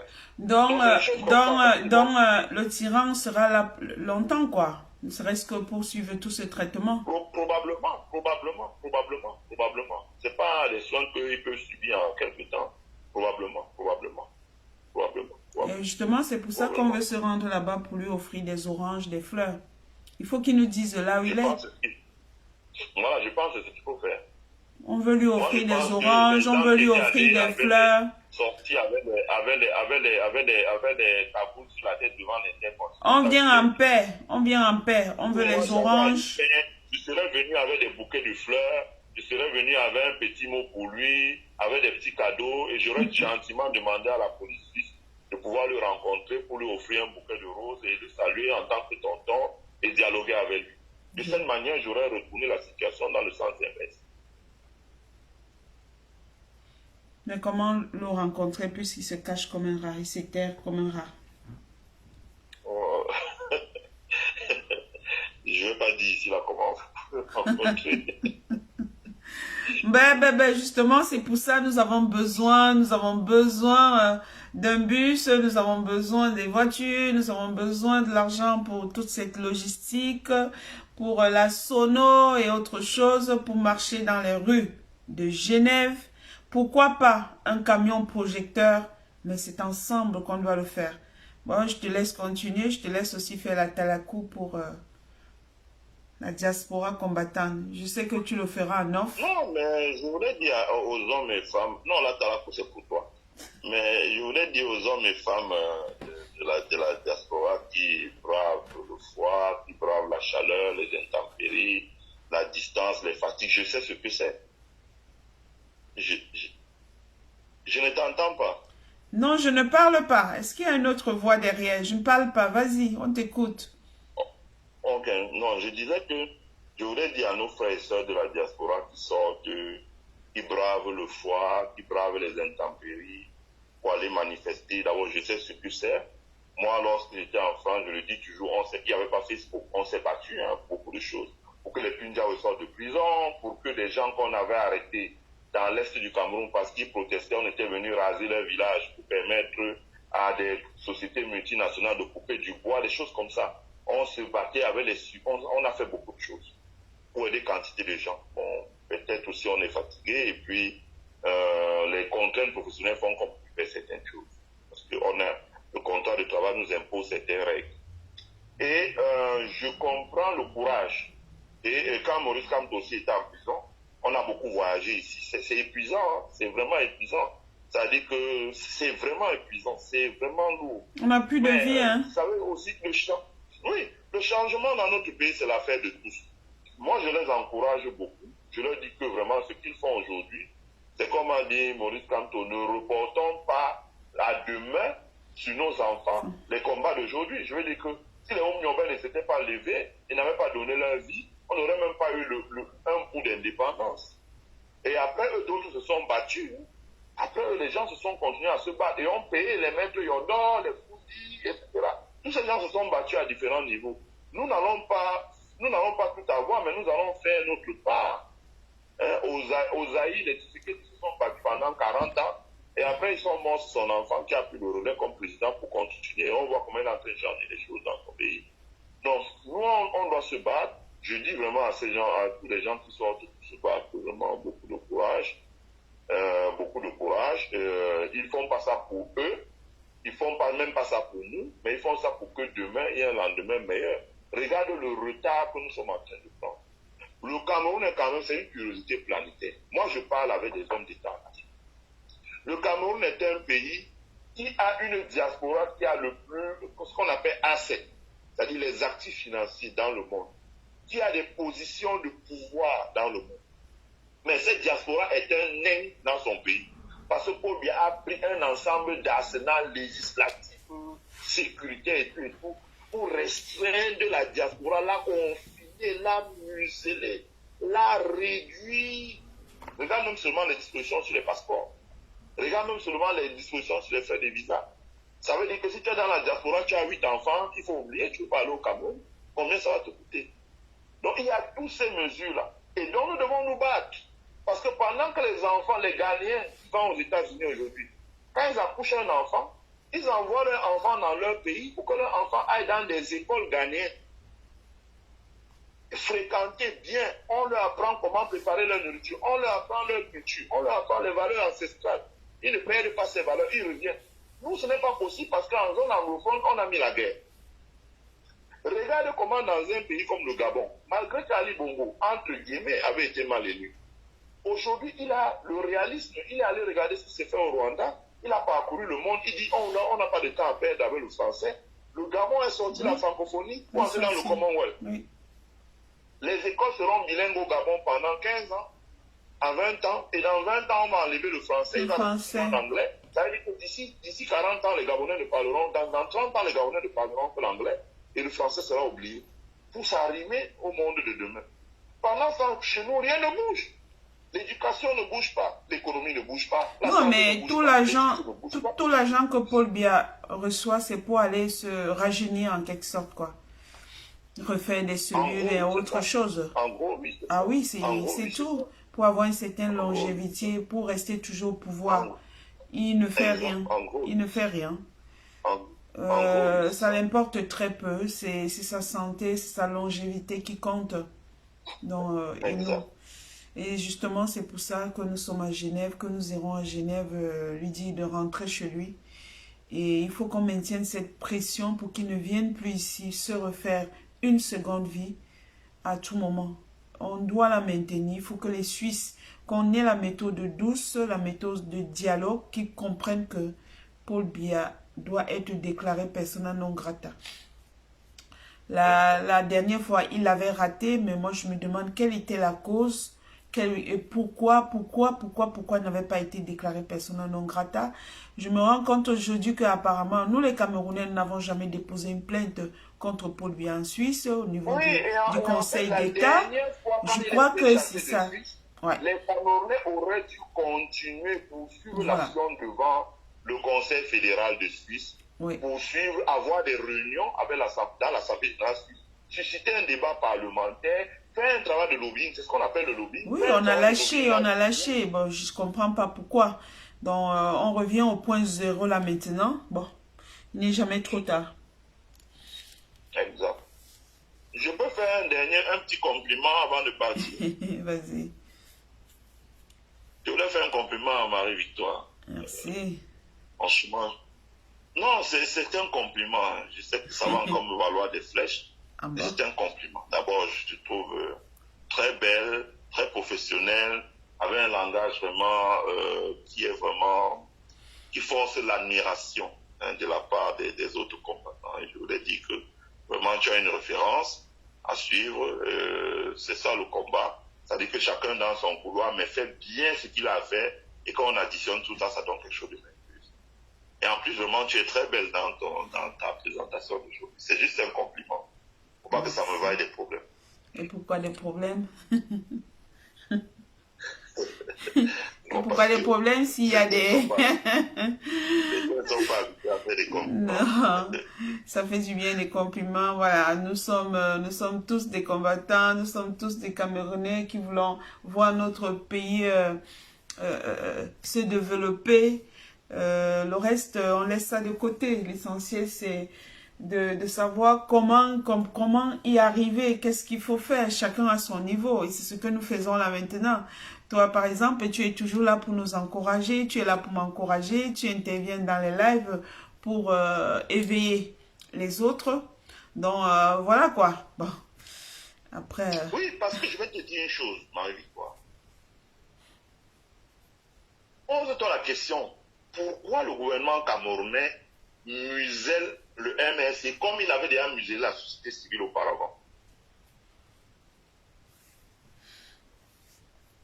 Parce que c'est un parti fort, parce que c'est un parti qui regroupe, c'est pas un parti tribal comme on veut faire croire, c'est un parti qui fait mal, qui regroupe un certain nombre de Camerounais. J'allais dire une chose, à travers le MRC, parce que ni toi ni moi ne sommes membres du MRC, mais à travers le MRC, beaucoup d'activistes dans le monde se réveillent, utilisent les réseaux sociaux pour réveiller les Camerounais. Les Camerounais, oui. Pour réveiller les Camerounais. Donc, pour réveiller, parce que ce que nous disons, je dis que je suis surpris souvent. Je vois des gens rester et m'appellent sur un WhatsApp. C'est pour ça que j'ai retiré mon numéro. T'appelles sur un WhatsApp et te disent, oh, tu étais dans le lac de Marie-Victoire, tu as expliqué ceci. Nous, on a regardé ça 10 fois. Vraiment, on a bien compris. Parce que, faute de ces explications-là, tu vois, comment on utilise la télévision chez nous, c'est pour abrutir les gens. Ah ouais. Les mêmes ont utilisé la télévision pour dire, on a vu les dieux donner sur ma télévision. Oh, ce sont les Bamileke. Les mêmes utilisent la télévision avec les lutteurs Meka. Oh, les Bamileke. Les mêmes aujourd'hui utilisent Samia Motsekinos pour dire, oh non, vraiment, c'est encore le MSC qui crée la haine triple. Donc, il y a une manipulation. Et tout ça, c'est deux personnes, Jean-Fameux Ndongo et Grégoire Ona. C'est les deux qui organisent ça. C'est les Gobels, c'est-à-dire que c'est leur travail. Ils reçoivent des jeunes chez eux, ils leur donnent de l'argent, ils leur disent, même parfois, que voilà ce que vous devez dire et faire. Or, nous autres, on est le contrepoids de cette manipulation-là. C'est pour ça que ce n'est plus efficace comme dans les années 90. Parce qu'on prend la parole pour... Non, c'est vrai. On prend la parole pour expliquer aux Camerounais. Moi, je suis vraiment très content quand tu m'invites dans un direct. Parce que combien de Camerounais savent, par exemple, que lorsqu'on a attaqué le Cameroun avec Boko Haram, la diaspora camerounaise a fait un travail de lobby pour que le Cameroun puisse se défendre. Ils ne savent pas. Quand on remet les trucs là-haut, tout le monde vient chanter gloire au chef de l'État, gloire, alors que lui, il ne connaît même rien dans l'affaire. Ce sont les Camerounais à l'étranger qui sont allés se battre. On ne mentionne même pas leur nom. Ça, c'est vrai. On reçoit le matériel, après on distribue les galons. Ah oui. Tu vois, à cette époque-là, je me rappelle, c'était en 2000 combien, il n'y avait pas Facebook comme aujourd'hui. Les directs n'étaient pas encore au niveau d'aujourd'hui.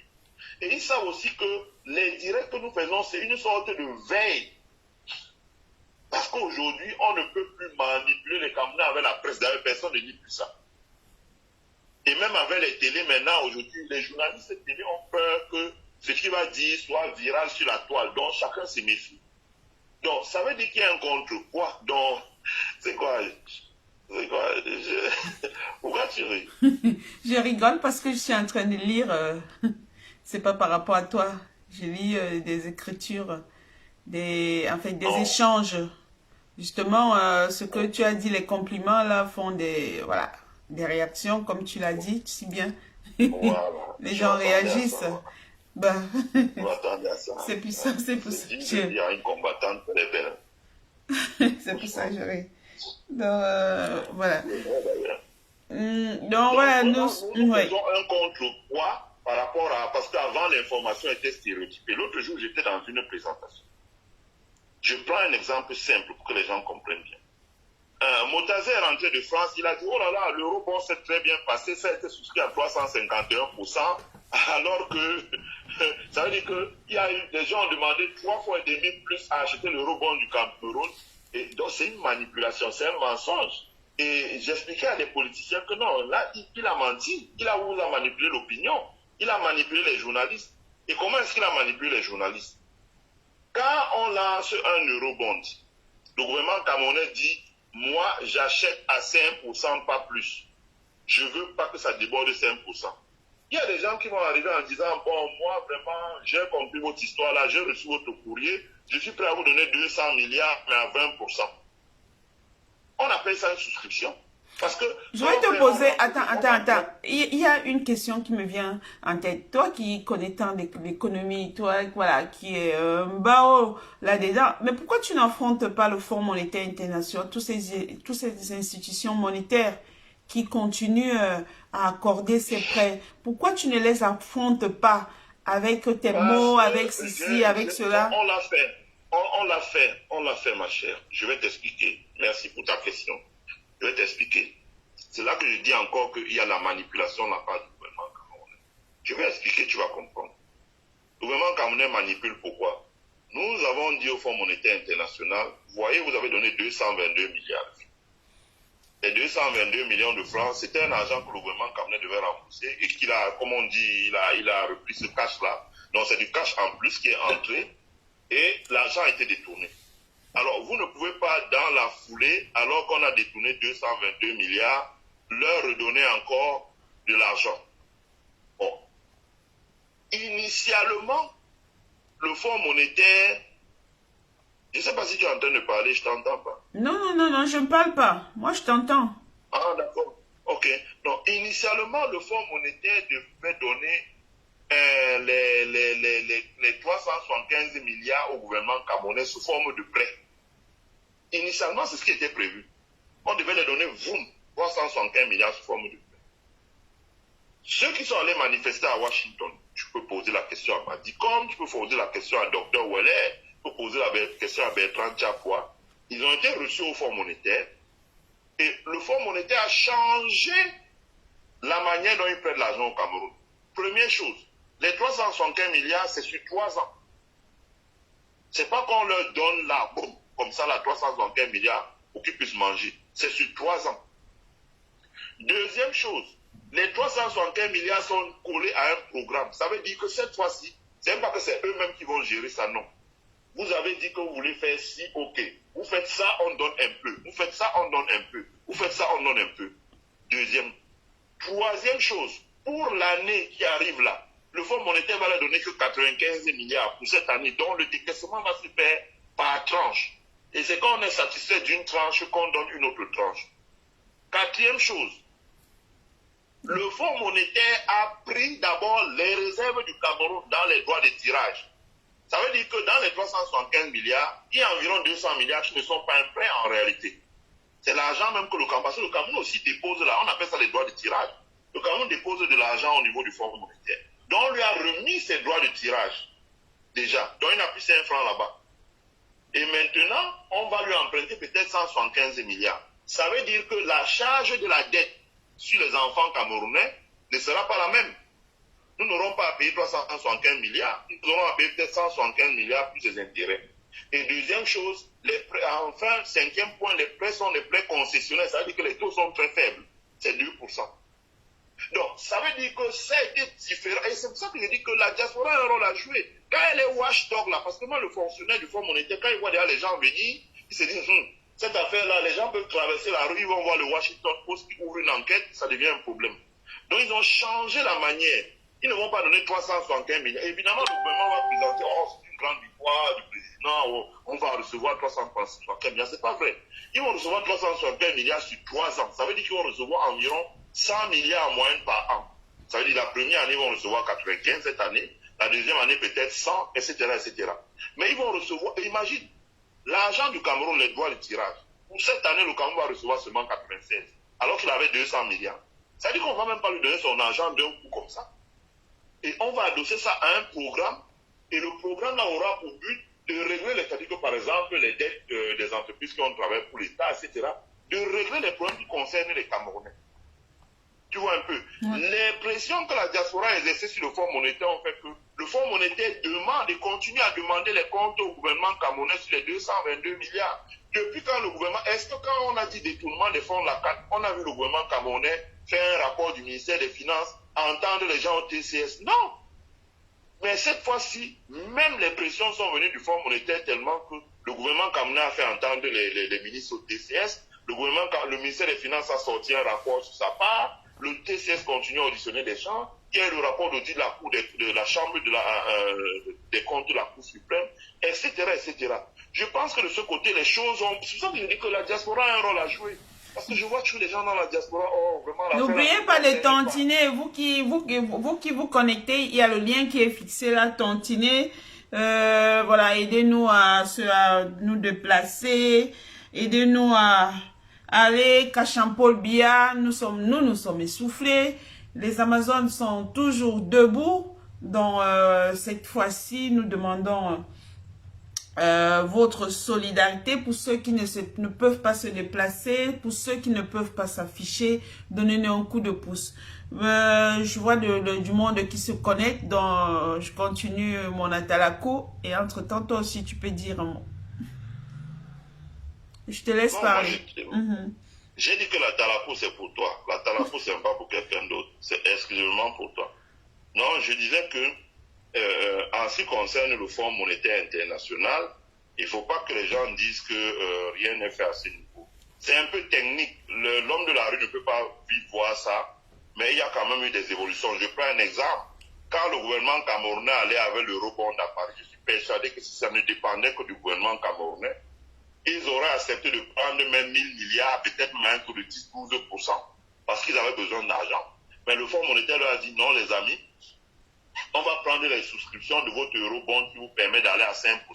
Vous allez prendre 450 milliards. Ça permet de régler les 375 milliards plus des intérêts dus. Et on a payé, on a éteint le précédent eurobond pour que la dette, parce que si on ne paye pas l'eurobond, les gens vont commencer à vendre massivement et ce qu'on appelle la valeur faciale va doubler. Ça veut dire que si on devait 375 milliards, on risque de se retrouver avec 3000 milliards. Oui, mais je crois que c'est avec cet argent-là que Paul Biya s'est retrouvé là pour se refaire une nouvelle santé. Non, pas l'argent de l'eurobond, l'argent peut-être du Covid. Parce que sur le Covid, il y a eu des détournements. Et pour la première fois, le FMI ne lâche pas l'affaire. Parce que je ne sais pas, j'ai regardé le live de Dr. Wallet.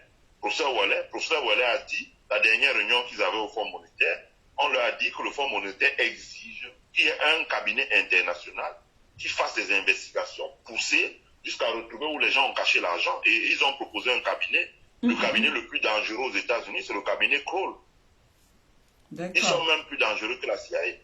Donc c'est ce cabinet-là qui a été proposé au FMI pour mener des investigations pour retrouver l'argent jusqu'où il est parti, etc., etc.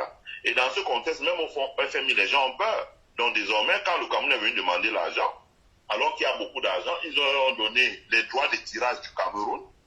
Et puis ils les ont dit, on va vous décaisser une autre partie, mais ça va être collé à un programme, c'est sur 3 ans. Ça veut dire que si le ministre pensait que 400 milliards là, ça va tomber et puis les gens vont manger, c'est sur 3 ans. Personne ne peut dire que ça va là. Tu sais que dans l'administration au Cameroun, quand on vient déjà dire à quelqu'un que bon, finance tel truc, c'est sur 6 mois, il a peur parce qu'il dit que non. je vais commencer là, et au moment où ça va aboutir, je ne suis pas là. Quand le paiement se fait, c'est celui qui vient derrière moi qui va manger. Donc tu vas voir que les gens ne vont pas forcément se bousculer. Et on n'a pas donné cet argent pour qu'ils fassent encore un programme, donc comme on dit la canne. Non, non, non, non, non. Ils ont dit que c'est un programme d'appui budgétaire. Et une bonne partie va être pour aider les entreprises à redémarrer les activités. Donc il y a quand même un effort qui a été fait à ce niveau-là. Et moi, je suis fier de la diaspora camerounaise. Donne-moi une petite minute. Je ne sais pas combien est la cagnotte. J'aimerais que ceux qui sont là cotisent, en particulier quand il est très, j'assume, voilà, relève le niveau. Il y a une cagnotte qui est en ligne pour Cacham 2 et c'est ça l'objectif de ce direct. Alors, on attend ta participation. Pour ceux qui sont à la commande, qui nous disent combien on a mis dans la cagnotte. Je sais que Élisée va cotiser à 9, ça c'est sûr. Mais vous qui êtes là, s'il vous plaît, nous sommes là pour tontiner par rapport à l'opération Genève 3, Cacham 2. Tu peux y aller. Quand il est très, moi j'avais baptisé Marie-Victoire Amazon Beauté Bio. Et je l'ai écrit sur ma page Facebook. C'est quoi ton problème? Si tu t'amuses, je dévoile ton identité. Donc tu as intérêt à rester tranquille. Ah. Voilà. Donc, je voulais dire que les Camerounais ne doivent pas baisser les bras, franchement, parce que notre pays prend du retard. Le Ghana nous a déjà dépassés. Bientôt même le Gabon va nous dépasser, vraiment. Il faut qu'on se lève de bonheur pour...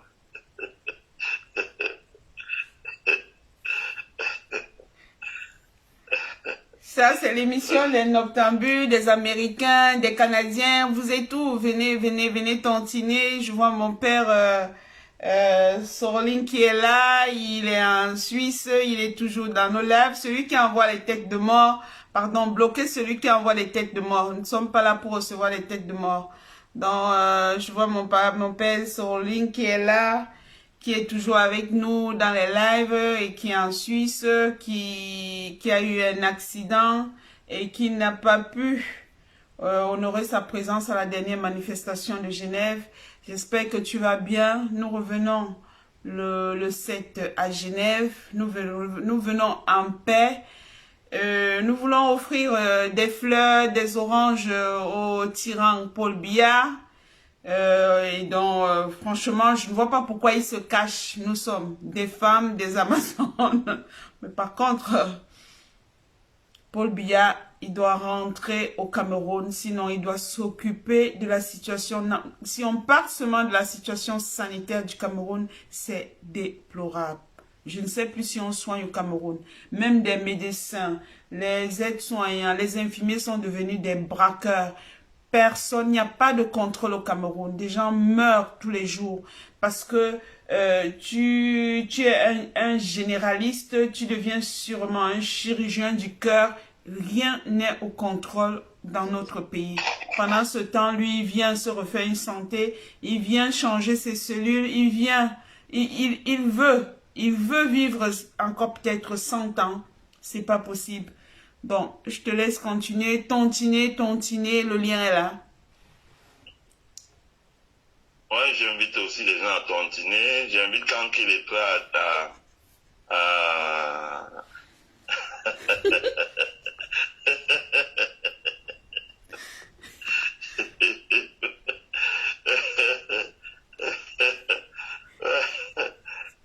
Donc, je demande aux gens de tontiner. Je demande à quand il est très libre de tontiner. Qui est en train d'envoyer les têtes de mort? Laissez-nous avec les têtes de mort. Ici, là, c'est la chasse. Le Cacham à Paul Biya. C'est le Cacham et c'est sucré. Franchement, c'est convivial ici. Tout ce que nous voulons, c'est que vous tontiniez pour nous faciliter nos déplacements. Donc, voilà, je sais que si on regarde la situation sanitaire du Cameroun, on se demande pourquoi Paul Biya vient se soigner en Suisse à coups de milliards alors que son peuple meurt faute de soins. Mais parce qu'il n'a pas construit les infrastructures. Voilà, il n'a rien construit. Il n'a pas mis en place l'assurance maladie. Il n'a pas mis. Il n'y a pas d'assurance maladie. Il n'y a rien du tout. Et en plus, il n'a même pas le minimum. Même pas. Mais il a coupé tous les programmes sociaux qu'Aïdjo avait laissés. Mais bien sûr, il a tout coupé. Il a tout coupé. Le Cameroun est pire que l'Amérique parce que je vois les Camerounais rester sur les plateaux. Ah, l'Amérique est libérale. Quel libéral? L'Amérique a plein de programmes sociaux, aussi. Plein de programmes sociaux. Ce qu'on appelle welfare distribution. Le Cameroun, il y a encore qu'un programme social. L'école est payable. Même l'école publique est payable. L'électricité, l'eau, tout est payant. Tout, les passeports. Les histoires qu'on paye 5 000 francs, les frais de timbre passeport. Aujourd'hui, on est déjà à combien? 110 000. Ça explose de tous les côtés. Paul Biya a battu tous les records de prélèvement sur les Camerounais. Aujourd'hui, il y a une étude de la Banque mondiale qui démontre que 50%, 45 à 50% des revenus des Camerounais partent dans les impôts. Bonsoir, Lutte Amazon. Ça, c'est la veillée de la tontine, c'est la veillée de l'opération Kacham. L'objectif, c'est d'avoir des sommes pour louer un bus. Et pour ceux qui aiment les Amazones de cette résistance, ils peuvent nous offrir même une Porsche pour se rendre, pour aller offrir des oranges, des fleurs au génocidaire Paul Biya. Nous attendons tous les dons possibles. Donc je crois que si on vient avec une grosse voiture, on va pas se rendre. Je crois que Biya même sera content de nous voir. Donc tontiner, c'est ça l'objectif de ce live. Et en même temps, on parle des problèmes du Cameroun. En même temps, notre économiste nous donne des idées, nous édifie. On peut apprendre, on apprend beaucoup. Donc je te laisse parler, Élisée. Même comme quand il est très vraiment fâché ce soir, je ne savais pas que faire des compliments, ça devient tout un problème. Non, je sais pas qui est derrière le profil aussi. Donc, ben, tu as dit que tu peux nous dire qui est derrière ce profil. Non, il dit qu'il est fâché parce que c'est Sanka. Donc je ne sais pas pourquoi il est fâché. C'est aussi ça la résistance, c'est aussi ça le combat. Il y a des moments où on peut rigoler et ça fait du bien à notre santé. Ça nous fait continuer. Ça nous fait continuer. Donc, voilà, parlons de Paul Biya, parlons du manque de couvreuse dans nos hôpitaux. Je me rappelle encore cette jeune maman qui a perdu, je crois que c'était combien? C'était 5 enfants? 4 ou 5, ils sont morts chacun après. Parce qu'il y a... Non, parce que tout simplement... Lorsqu'on a lancé l'opération Suivi Cameroun, je me suis aperçu qu'au Cameroun, là, il y a des jeunes Camerounais qui peuvent copier produits. C'est-à-dire qu'ils dessinaient eux-mêmes des produits ou bien prendre les spécimens qui viennent de l'étranger, copier, faire, tester et homologuer, fabriquer et homologuer au Cameroun. Toutes ces choses-là, les couveuses, les concentrateurs d'oxygène, tout ça, les jeunes Camerounais ont l'habitude de le faire. Mais qu'est-ce qui bloque? Parce que moi, je vois souvent les gens me disent « Ah, mais qu'est-ce que tu vas faire en politique? Tu es bien assis aux États-Unis, tu es dans ceci, dans cela, mais qu'est-ce que tu perds ton temps? Regarde ces gens-là. » Je me dis « Non, vous n'avez rien compris. Peut-être parce qu'on vous flatte avec un marché de 500 millions dans lequel vous gagnez 200 millions, vous allez manger pendant 3 ans. Après, ça finit, vous recommencez à crier. Mais la réalité du pays, ce système ne marche pas. Pourquoi? Parce que dans le jour où on arrive à mettre en place une vraie gouvernance, c'est la commande publique qui permet à un pays de décoller. Si aux États-Unis, Amazon n'avait pas eu un contrat avec l'État fédéral, il n'y aurait pas d'Amazon. Si aux États-Unis, Microsoft n'avait pas eu un contrat avec l'État fédéral, il n'y aurait pas eu de Microsoft.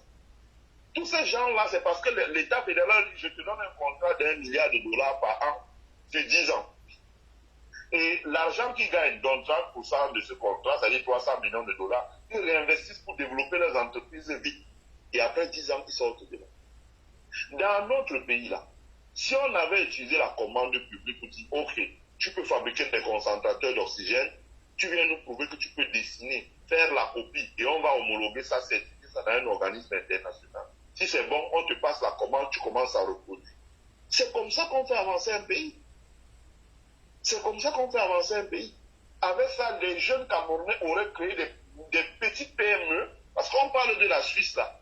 La Suisse n'a que 1 ou 2 multinationales, le reste c'est des petites PME, mais très agressives dans leur domaine, des domaines très pointus.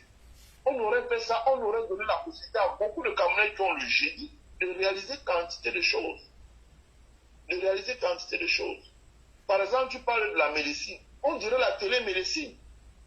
Regarde le gouvernement camerounais combien ils ont dépensé, près de 50 milliards, pour mettre la fibre optique de Douala à Yaoundé. Maintenant, Douala à Yaoundé, ça veut dire le long de la Soumou. Regarde maintenant comment, quand on plantait le pipeline Tchad-Cameroun, on a profité en même temps pour mettre la fibre optique le long du pipeline. Mais quand tu regardes entre Douala et Yaoundé, des deux côtés, il n'y a rien du tout. Il n'y a pas un parc technologique. Quand tu regardes du Tchad, de Doba jusqu'à Kribi, il n'y a rien du tout. Il n'y a pas un parc technologique. Alors que si on avait un parc technologique, par exemple, on aurait pu développer la télémédecine. Ça veut dire que les soins que les gens ont suivre à l'étranger, on aurait pu les suivre au Cameroun en faisant la télémédecine. Et je rappelle que les gens qui sont à la pointe dans la télémédecine en Inde, en Allemagne, aux États-Unis, ce sont beaucoup de Camerounais là-dedans, en Russie même. Donc, c'est pour dire que vraiment la situation, ça ne va pas. Ça ne va pas. Et on ne peut pas être heureux seul. Nous devons au moins parler pour que ça commence à attirer l'attention de l'opinion internationale et qu'un matin, ça change. N'ayons pas peur. Quand on arrêtait Laurent Gbagbo, il y avait Guillaume Soro qui disait « Oh, machin, on peut même couper sa tête et tout et tout. » Tout le monde connaît ce qu'il disait. Mais nous, on s'est tenus debout. On s'est tenus debout pour dénoncer ça. Les gens nous ont dit « Attention, vous avez des intérêts en Côte d'Ivoire. Ça risque de laisser passer mal. Il peut envoyer ses dozos faire ça. » Mais aujourd'hui, quand on regarde là, Gbagbo, lui, il est rentré. Il a tenu la main de Ouattara. Mais Soro, lui, a nouveau. Élysée. Donc, Élysée. on ne doit pas avoir peur. On doit se tenir debout pour dire les choses. Élysée. Et ça va finir par... Oui. Élysée. Il y a Florence Nana qui me dit, pose-lui la question sur le projet Kézanne qui projette de l'aide aux Camerounais. Bon, je ne sais pas ce que c'est. Le projet Je ne sais pas ce que c'est que le projet Kézanne. Elle peut me rafraîchir la mémoire, elle peut écrire un peu. Il demande, je crois que tu es en train de le suivre, il demande si tu peux écrire, si tu peux lui poser, en tout cas, je sais pas, moi non plus, je sais pas.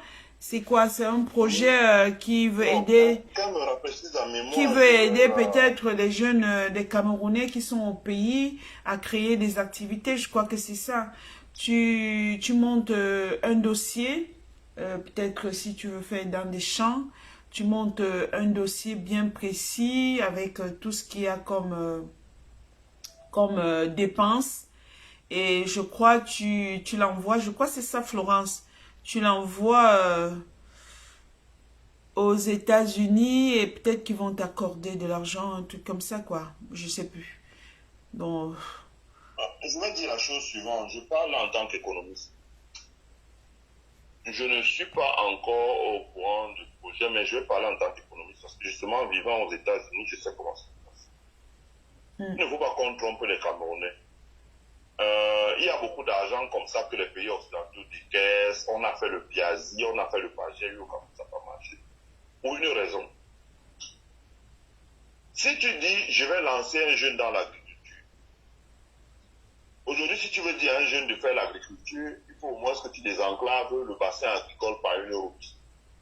Sinon, 50% de la production agricole va pourrir en bouche. Première chose. Deuxième chose, il faut au moins que tu mettes un silo et une chaîne de foie en zone rurale. Parce que quand on produit ce qui est frais, il faut un endroit pour garder ça. Regarde comment ça fonctionne en France. Quand tu viens en France, moi j'ai grandi en France. Dans les villages, par exemple, si on dit la Sarthe, les gens produisent des œufs par exemple dans une zone comme Loué, quand il prend sa voiture, il conduit à moins de 5 km, il a un endroit où il peut payer et on conserve les œufs là même pour 300. Quand il produit du maïs, de l'orge, du soja, du colza, il y a un silo à grains où il peut stocker ses céréales. Si on ne les a pas achetées, et les vendre petit à petit pour ne pas se presser sur le marché. Deuxièmement, quand le gars il veut faire sa ferme, il a une société qu'on appelle la SAFER. La SAFER achète non, on n'achète pas les terres. Fait un bail antibiotique pour protéger les droits des populations autochtones. On ne les dépossède pas de leurs terres. Et ensuite, aménage les terres. C'est pour ça que je rigole aussi. Non, mais si, ça fait du bien. Tu sais, rire, c'est bien pour la santé. Il faut que la SAFER aménage dans cette terre-là et mette cette terre à la disposition maintenant et mette les infrastructures pour que les jeunes puissent et donne des crédits ou bien avalise les jeunes qui puissent acheter un tracteur et il peut se lancer maintenant. Dans notre pays, on avait un organe qui faisait ça, ça s'appelait le FONADER. Donc, quand le FONADER faisait ça, si on avait un organe encore comme le FONADER qui faisait ça, ça s'appelait Fonds d'aménagement et de développement des équipements ruraux. Donc, ils achetaient les terres, ils aménageaient les terres. Par exemple, ils avaient créé le projet Sodenkam, Ideno, etc. Donc, on aménageait les terres, on mettait les infrastructures, on sortait la route avec le génie militaire, et les gens pouvaient venir s'installer maintenant pour faire l'agriculture. Qu'est-ce qui s'est passé dans notre pays? C'est Paul Biya qui a coupé ces programmes-là. Tant qu'il n'y a pas ces programmes, tu vas prendre un jeune, il va accéder à la terre comment? Il va produire, il va sortir ça de la brousse comment? En saison pluvieuse. Et quand même il va sortir ça de la brousse, il stocke où? Tu produis la tomate à Fumbo, tu te retrouves avec 500 cajou. On dit, oh, les équateurs viennent seulement la semaine prochaine. Dans 3 jours, ça périt, qu'est-ce que tu fais? Tu brades ta tomate. Donc, c'est pour ça qu'il faut un changement institutionnel au Cameroun. Et que l'État reprenne ses missions. Lorsque l'État reprend ses missions fondamentales, ça facilite le fait que maintenant, nous pouvons greffer des projets comme le projet dont parle Florence Nana. Oui. À partir de ce moment, quand un jeune a un projet, voilà, je vais m'installer par exemple pour faire la culture du riz, ou bien pour faire l'élevage du gibier de course par exemple. À partir de ce moment, on sait que l'État lui donne déjà le terrain, l'État lui donne les infrastructures, l'État lui donne un fonds d'appui, et le projet est chiffré comme elle dit. Et là maintenant, on peut venir en disant, voilà, le projet KESAD va ajouter peut-être, va prendre en charge peut-être 25% du financement nécessaire pour démarrer. Parce qu'on est sûr que le projet va démarrer. Maintenant, à ce moment-là, c'est le combat du titan. Il faut se battre comme le sous-préfet, il faut se battre comme le chef de poste agricole, il faut se battre comme le chef du village. Et il n'y a pas la route. Il y a les intempéries, il y a la police en route qui te coupe. Ça veut dire que, je racontais ce matin à quelqu'un que, un jour je suis allé à Bamenda pour voir quelqu'un, un membre de famille qui était malade. Et je l'ai vu, et je sais pas, je dois la nuit, je suis allé à Bamenda vers 4 h le matin. Et je tenais absolument à rentrer, à être sur doigt là, et donc le lendemain. Donc j'ai pas voulu dormir. Et je suis entré dans un véhicule de transport qui partait de Bamenda à 15 h. Et le type m'a dit non, on sera à Douala aux alentours de 20 h. On passe par la falaise, la plaine de Bon, on sera à Douala aux alentours de 20 h. En réalité, on est arrivé à 3 h. Et c'est là que j'ai compris, et je peux comprendre la révolte des enfants aujourd'hui. Les gars sont partis de Bamenda, ils s'arrêtaient à tous les petits villages, ils ramassaient quelqu'un, ils déposaient, avec les risques que ça comporte. C'est que quelqu'un peut entrer là, il sort une machette et il braque tout le monde. Ils étaient obligés de ramasser. Pourquoi il fallait le ramasser à tous les petits villages? Parce que partout, la police les prend l'argent. Mais c'est là. Parce que... Ok. Il se fait déjà... Voilà, parce que la police les prenait de l'argent à tous les points. Et quand la police les prenait de l'argent, arrivé à Douala, j'ai posé la question au gars, j'ai dit, ben dis donc. Finalement, on est parti à 15 h, on est arrivé à Douala à 3 h du matin, ça fait 12 h. Et ils me disent, oui, on va dormir un peu et puis après on rentre chez nous. J'ai dit, mais alors vous faites combien d'argent? Parce que j'ai vu que vous arrêtez après ce 40 postes de police. Ils me disent, quand on va à Douala comme ça, on rentre avec 40 000, à l'aller 40 000 au retour, ça fait 80 000. Le patron a 40 000, il nous reste 40 000 dans lesquels on met 20 000 le carburant, il reste 20 000, le motoboy à 5 000, le chauffeur à 15 000. Imaginez la débauche d'énergie possible. Est-ce que cet homme aura, ces jeunes-là auront la possibilité de faire ça quand ils auront 50 ans? Donc, ils sentent leur avenir hypothéqué, ils sentent comme s'ils sont entre le marteau et l'enclume. Et c'est ça qui suscite les révoltes. Cette réalité-là, Paul Biya ne la connaît pas. Cette réalité, les ministres de Paul Biya ne la connaissent pas. Cette réalité, les élites du sud-ouest et du nord-ouest qui disent parler au nom des populations. Ils ne connaissent pas. Ils sont dans leur maison et puis leur bureau climatisé. Voilà. C'est tout pour eux. Ils ne la connaissent pas. Moi, je ne sais pas, c'était une grâce divine. Cela m'est arrivé une fois de prendre. Ça m'a beaucoup fait réfléchir. J'ai dit, mais ce n'est pas possible. Quelle est la chance pour ces pauvres gens de s'en sortir un jour? Ils sont Est-ce que tu peux chuter? Est-ce qu'il se déjà minuit? Je travaille demain matin. Donc, est-ce que tu peux chuter qu'on clôture cela? Je voudrais chuter en te faisant un compliment parce que je ne sais pas au chantage de Cantrier. Je te trouve très belle, vraiment très soft dans ce que tu fais et vraiment ça fait plaisir. Voilà ce que j'avais à dire. Merci beaucoup, merci de ta participation. Merci de nous encourager, de nous édifier, d'être avec nous. Voilà, la diaspora camerounaise a beaucoup de têtes. Tout ce que nous demandons, c'est que Paul Biya démissionne et qu'il nous laisse gérer notre pays. Donc, merci beaucoup. qu'est-ce que tu diras aux Amazones qui sont là, qui attendent? Bon, tu l'as déjà dit que tu vas le faire en off. Donc, je crois qu'on est sûr d'avoir notre voiture qui va nous amener tout droit vers Genève. Ouais, je dis, soutenons nos Amazones, faisons un geste. C'est vrai que pour des raisons personnelles, j'aime pas trop que mes informations personnelles paraissent dans ce genre d'initiative pour certaines raisons. Mais je le fais toujours, donc je le ferai. Et je voudrais dire aux Amazones beaucoup de courage pour ce qu'elles font, beaucoup de courage pour ce qu'elles font. Dans beaucoup d'endroits dans ce monde-là, ce sont les femmes qui ont changé le destin de l'histoire. Donc, ce qu'elles font, parce que c'est la femme qui donne la vie. Donc, beaucoup de courage pour ce qu'elles font. C'est l'histoire qui va rétribuer chacun à proportion de ce qu'il a fait. Et à toi, je dis, j'espère qu'un jour on te verra à Chicago. J'espère que tu viendras rendre visite au Camerounais de Chicago, parce que beaucoup te regardent et beaucoup admirent ce que tu fais et beaucoup aimeraient te voir dans leur vie. Ok. Je ne manquerai pas de faire un tour là-bas, mais avant, il faut qu'on me donne mon passeport. Ah, ok. Faut qu'on me donne mon passeport, faut que je me batte pour l'avoir. Je viendrai, je ferai un tour. Donc, bonne soirée et merci beaucoup, Marie-Victoire. Merci aussi à toi. Donc, voilà, bye. Pourquoi Biya peut venir se soigner à coups de milliards en Suisse pendant que son peuple se meurt? Pourquoi nous nous rendons à Genève le 7? Pourquoi Kacham 2, ne serait-ce que sur le plan sanitaire? C'est parce qu'il manque des couvreuses dans nos hôpitaux. C'est parce que par manque d'oxygène, on meurt au Cameroun. L'absence de kits d'hémodialyse, le braquage des femmes qui accouchent. La majorité des femmes au Cameroun accouchent systématiquement par césarienne parce que la césarienne, c'est un acte chirurgical qui enrichit les médecins.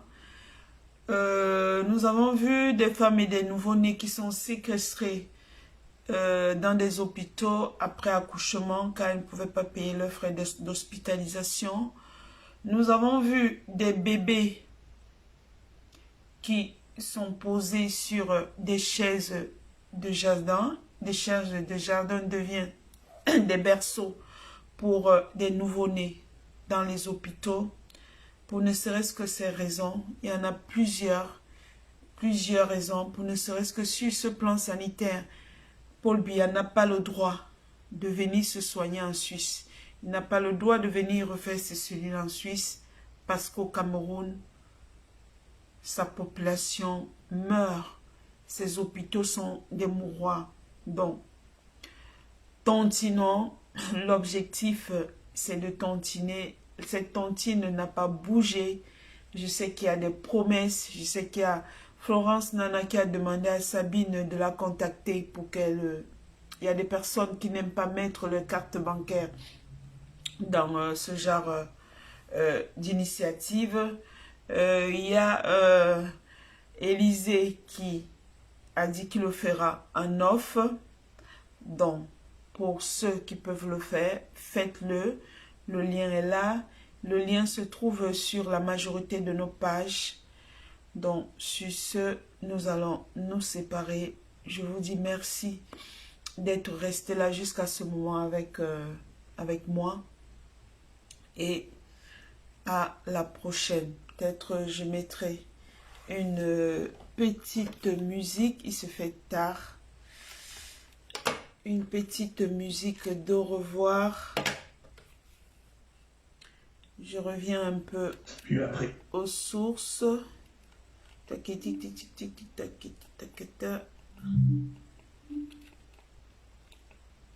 Une petite minute. Mon Dieu. Qu'est-ce qui se passe? Tac, tac, tac. Non, non, non.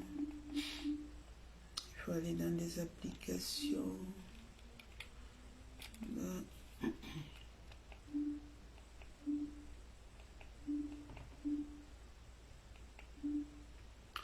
Voilà, on va se séparer en écoutant cette musique qui parle.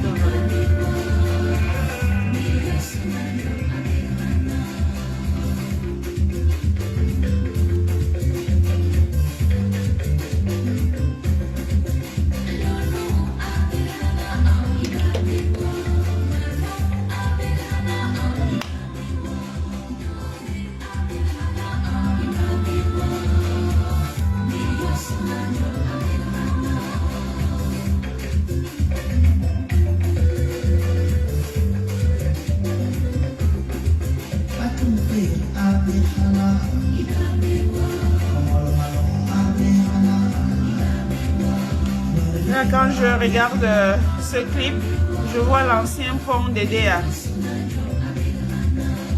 le pont des Allemands.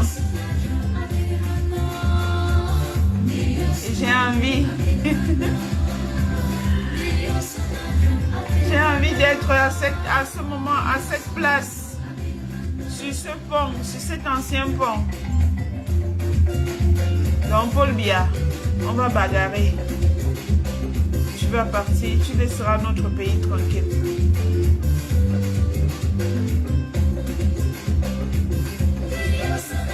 Tantiner, tantiner, tantiner.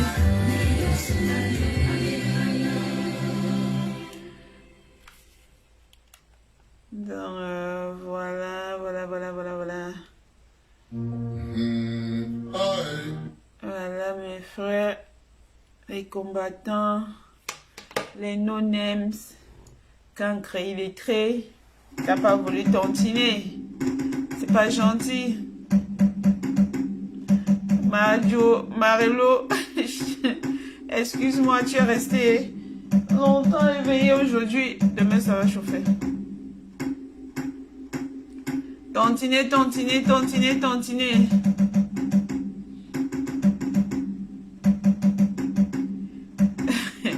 Marilo Asia.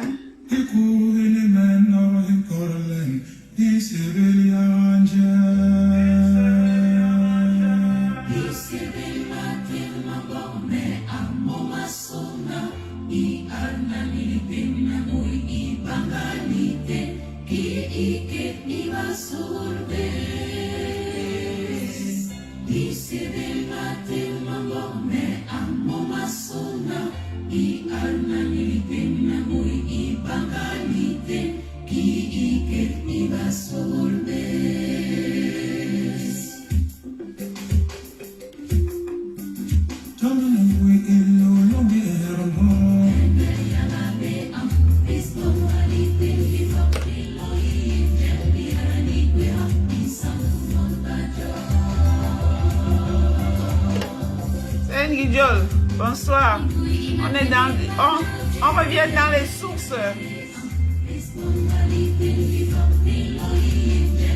Dans nos sources, on se ressource. On se ressource pour Kacham.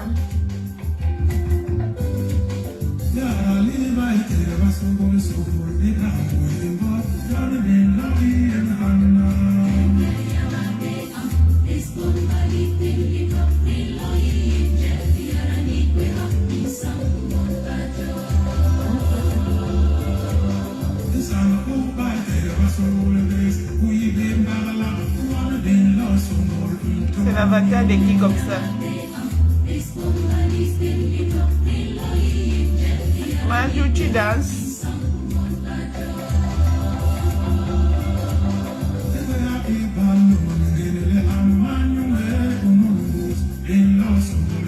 Oui, Mayang, comment tu vas?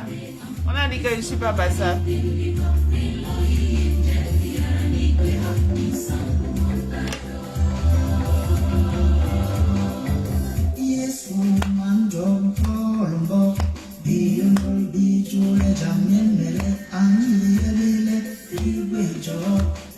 Oui, Mayang, il y a la tontine là. C'est bientôt, en fait, c'est la fin du mois. Pour tout le monde.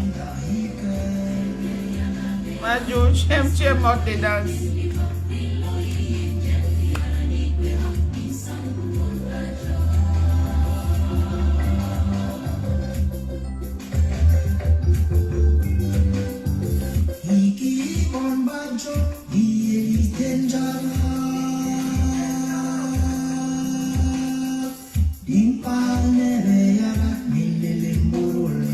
C'est un rassemblement.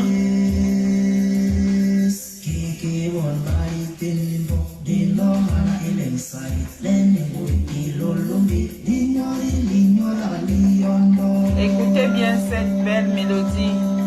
Ça parle du rassemblement, de la paix.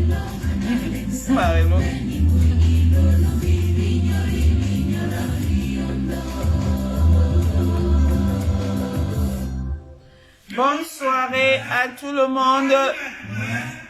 À tout à l'heure.